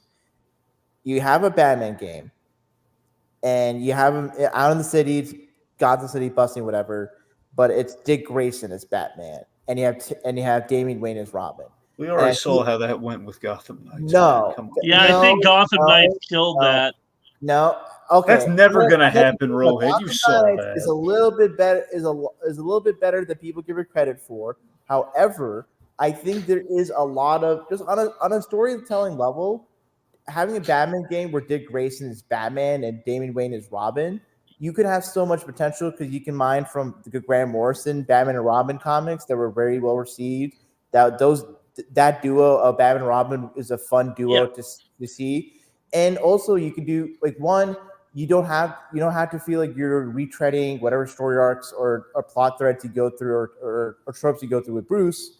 You have kind of a legacy thing. You can have Barbara Gordon's Oracle, Tim and Jason involved. It can be like you can have a Batman, but it's different enough to where like the way Dick Grayson operates as Batman would be different from how Bruce operates as Batman, and that's come on, it's a negligible difference. Yes, come on. But the problem is that they needed to appeal to the public as well as the hardcore comic fans. The hardcore comic fans, we would eat. We saw how long like Dick Grayson Batman lasted. Come on. But the problem is like Gotham Knights just killed any interest that anybody probably would have of other members of the Bat family having their own game. It did not kill any interest because the characters were badly done. Like the flaws that all people takes is one failure. We don't look. I don't want to, Rohith. I don't want to mar this with Gotham Knights talk. All right, I want to end on a high note. Darn it. Fair enough. I would say that I think there can be a interesting. I think there could be some level of novelty and some level of interest from people's like, oh, it's not Bruce in it. Like, I think here's the thing. Dick Grayson is such an interesting character, and putting him in the Batman role would make things interesting. Because then the thing is, the danger you have in doing another Bruce Wayne Batman game, it's like you would have to kind of push him in certain directions and not have to retread stuff that's already been done in the Arkham games. And I feel like with how people can be precious about Batman, and you and I can have our particular disagreements or ideas of what Batman should be, I think there's a certain risk averse. I think a studio would be risk averse to do anything interesting with Batman that doesn't just reiterate or reaffirm what we know of Batman through the Arkham games. I will say, at the very least, we have Captain America and Black Panther in a war game together. So, there's potential, I guess, to do something completely random. Although, Rohith, I find it funny that even though we're not in a debate, we're still debating each other. Yep. We didn't debate for the Batman spoiler cast, but I think here's the thing. I don't think the Batman Arkham games is the platonic ideal for what I think Batman can be in video game form. I think like a Batman game where he's doing regular patrols. Like, I think really if you were to copy the Insomniac Spider-Man formula and just reskin as a Batman game, I think it would do really well. Like, I think it's like you don't really feel like Batman, but you can go on patrols. You can like contact criminal informants, like do the traditional Batman stuff that he does from monthly to monthly issue. But in a Batman game, that would sell like hotcakes. Well, yeah. I think with the Arkham games, they're like big event comics done in video game form. It'd be cool to do a Batman game where it's like a long Batman run in video game form. Well, here's the thing that's kind of interesting and why I think it's different. It's like I feel like Batman and Spider-Man are two different characters because for Spider-Man, you get to know him as Peter Parker and Spider-Man 2. Where in this, you don't get to know Bruce Wayne. Bruce Wayne shows up like 2 or 3 times in this game, in all these games, I mean. And it's like Bruce Wayne itself isn't a character. Batman is. And I think that's something that is really hard to do because we don't need to get into the details of his personal life. And I guess if you do want that, you have Telltale for that. But in any case, we don't need to keep on reiterating stuff. Arkham Asylum knocked it out of the park, and it only improved from here. Okay, so the game ends, Batman, he's going through all of this, everyone's being kind of carted away, of course, Joker for adventures in Arkham City, but Batman, at the end of I love that this game ends in which, Batman, he's going through all this, and, Gordon, ask if he's going to go home, patch his wounds and everything, and word comes in over the police banner, Two-Face is robbing a bank. Gee, it's kind of the cosmic running gag of these games that we underserve Two-Face a lot, but let's not dwell on it right now. Just the fact that pulls a bad exit, as you always want a kind of a Batman Gordon exchange to go. He pulls a bad exit. He's off. He's in the Batwing. His work is not done. I find it so hilarious if Batman shows up to stop Two-Face and just passes out from exhaustion. God, he just collapses. And then Two-Face doesn't kill him because he got the good side. Yeah. No. He's like, how like people sleepwalk? He's like sleep fighting. Yep. Like he's fighting like Jason Mewes on heroin. Anyway. So that's a deep cut. Jason Mewes, he would I have like like the ending. these. It's the status quo for Batman. He's always fighting. There's always another battle to fight, and he's always ready to be up for the challenge. It's the end you'd want for a definitive Batman kind of take, where it's like, well, Like of course, Also, I works. like how, in contrast, it is to City, where at the end of Arkham Asylum, everything is back to normal. Where City then takes that ending and blows it up, and everything, the status quo has been shattered. Yeah. And of course, we have our post credit of like the arm, the old horror movie thing. The arm comes up. It's grabbing the Titan. Now, which arm depends on how you play it. Well, no, it doesn't depend on how you play. You know what I mean? It's a random thing. It's a Bane arm. Yeah. It's a Scarecrow arm. I think it's a difficulty thing. I think Oh, if really? it's on easy, it's Bane. I think it's medium, you're Killer Croc, and then I think if it's hard, it's Scarecrow. Hmm. I could be wrong on that, but I think that's what it is. All right. Yeah. All right. So again, I want to thank all the. Yeah. Go ahead. Well, about to end it. Do you want to say anything, Laser Dude? Well, I was just gonna say none of those endings really pan out, right? The only Well, one I you mean, could say Bane kind of possibly pans out is Bane hunting for Titan to destroy it. I think that's So the that's only it. one that technically works. I mean, we know Scarecrow lives, so I mean that kind of works, but he doesn't really have Titan, so. So does Killer Croc never gets fought in the series. Well, ever again. Croc. Well, no, we see Croc in some of these supplemental. Well, not some of the DLC for Arkham Knight, and like he Well, has you a brief also cameo. see him in City for a quick second. Oh yeah, right. He smells the yes he smells the death on Batman in City. Oh So yes. yeah. Regardless, what I'm getting at is well, I was gonna say like if I was thinking of Knight, he is really he's kind of extra mutated at Night, and you could say maybe that's due to the Titan, but no, that won't play because we see him cameo and he's fine in City. So the point being, the only way it works is that it's Bane makes the most sense. Otherwise, it could just be Scarecrow using the box of Titan as a flotation device. So you could look at it that way, and it's fine. Could be an empty thing of the Titan. You play DLC of like whoever's holding on to the Titan box. You're just navigating through the waters. Gotham City. I mean, Croc's is using it as a flotation device too. Maybe it's just empty. It doesn't need a flotation device. All right, fine. Anyway, let's see. Okay, real quick. Some comments missed, probably not viewed. You wanted to address. I stand by what I said that we should have stopped after Night. The game even says, the finale. Batman says it's the end. Well, yeah, sure, yeah, I agree with you, Lucas Green. That's the thing. It should have been the end. But sadly, the Rocksteady had other plans for that one. Yeah. Anyway, so let me. I guess. Oh, yeah. WB's got a WB. Yep. So I want to. They did. Big time. So in conclusion, though, I want to thank the folks for tuning in. We had Lucas Green. Let's see. With Lucas Green, we had Little Blue. We had some new faces here. Hyson Dax. Let's see. Well, he's bringing up something that we're going to talk about in Arkham Knight, probably.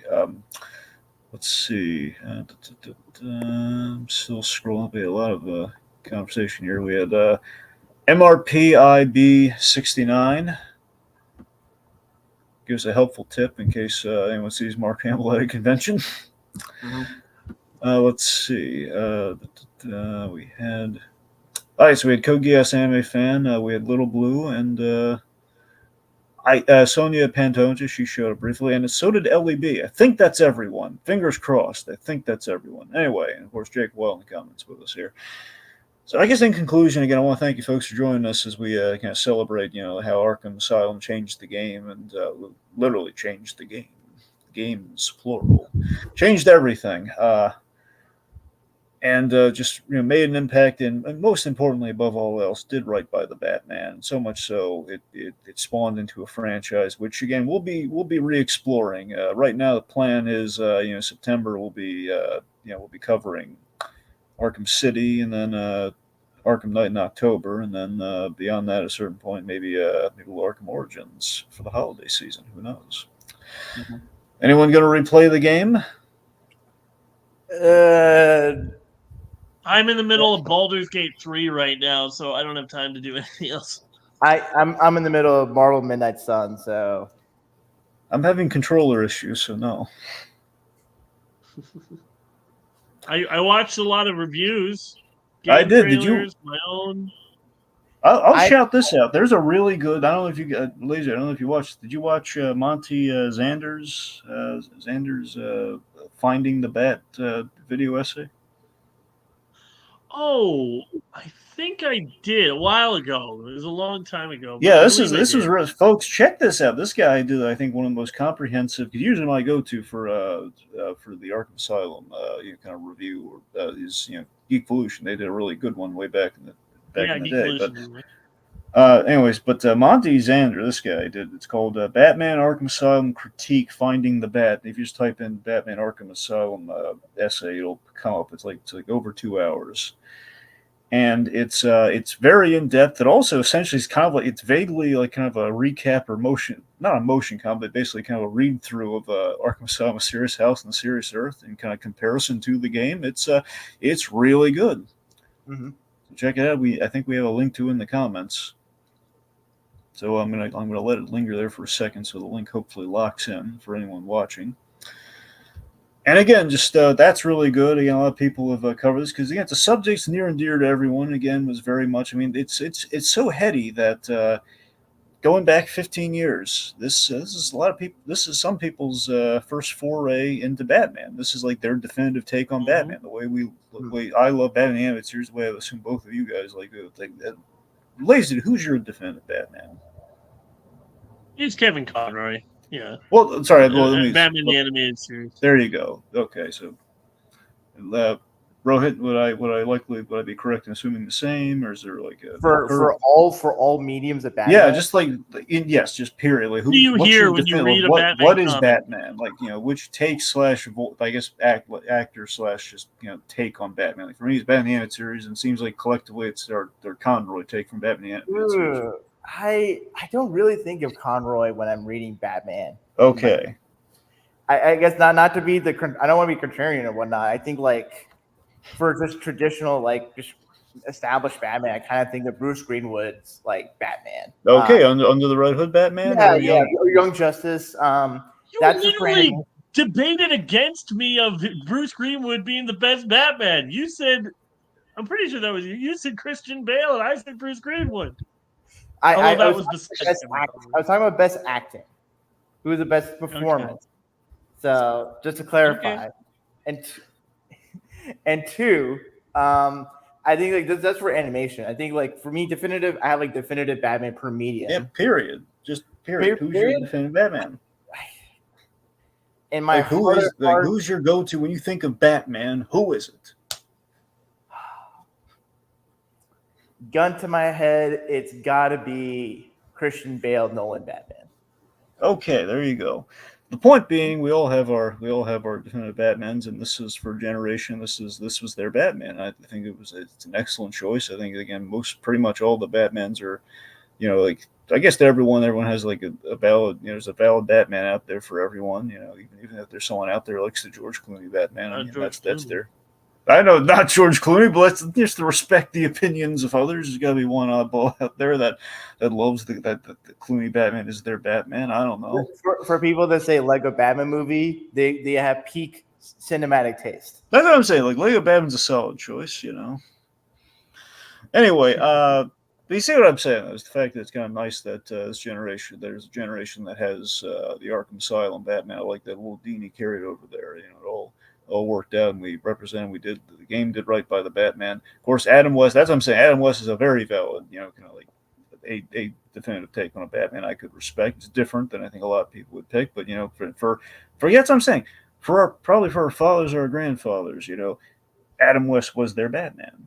I think the way it goes, like the grandfathers had Adam West, the fathers had Keaton, and then we have like Conroy slash it's kind of going forward. And again, the generation after us as Arkham Batman. As I'm saying, Craig McCracken. He's very influenced by '60s Batman, so Anyway, just saying that kind of bear in mind again, just like we talked kind of blue in the face about this awesome game and its legacy, and we're going to continue to do so over time, folks. So see you next time. Bye.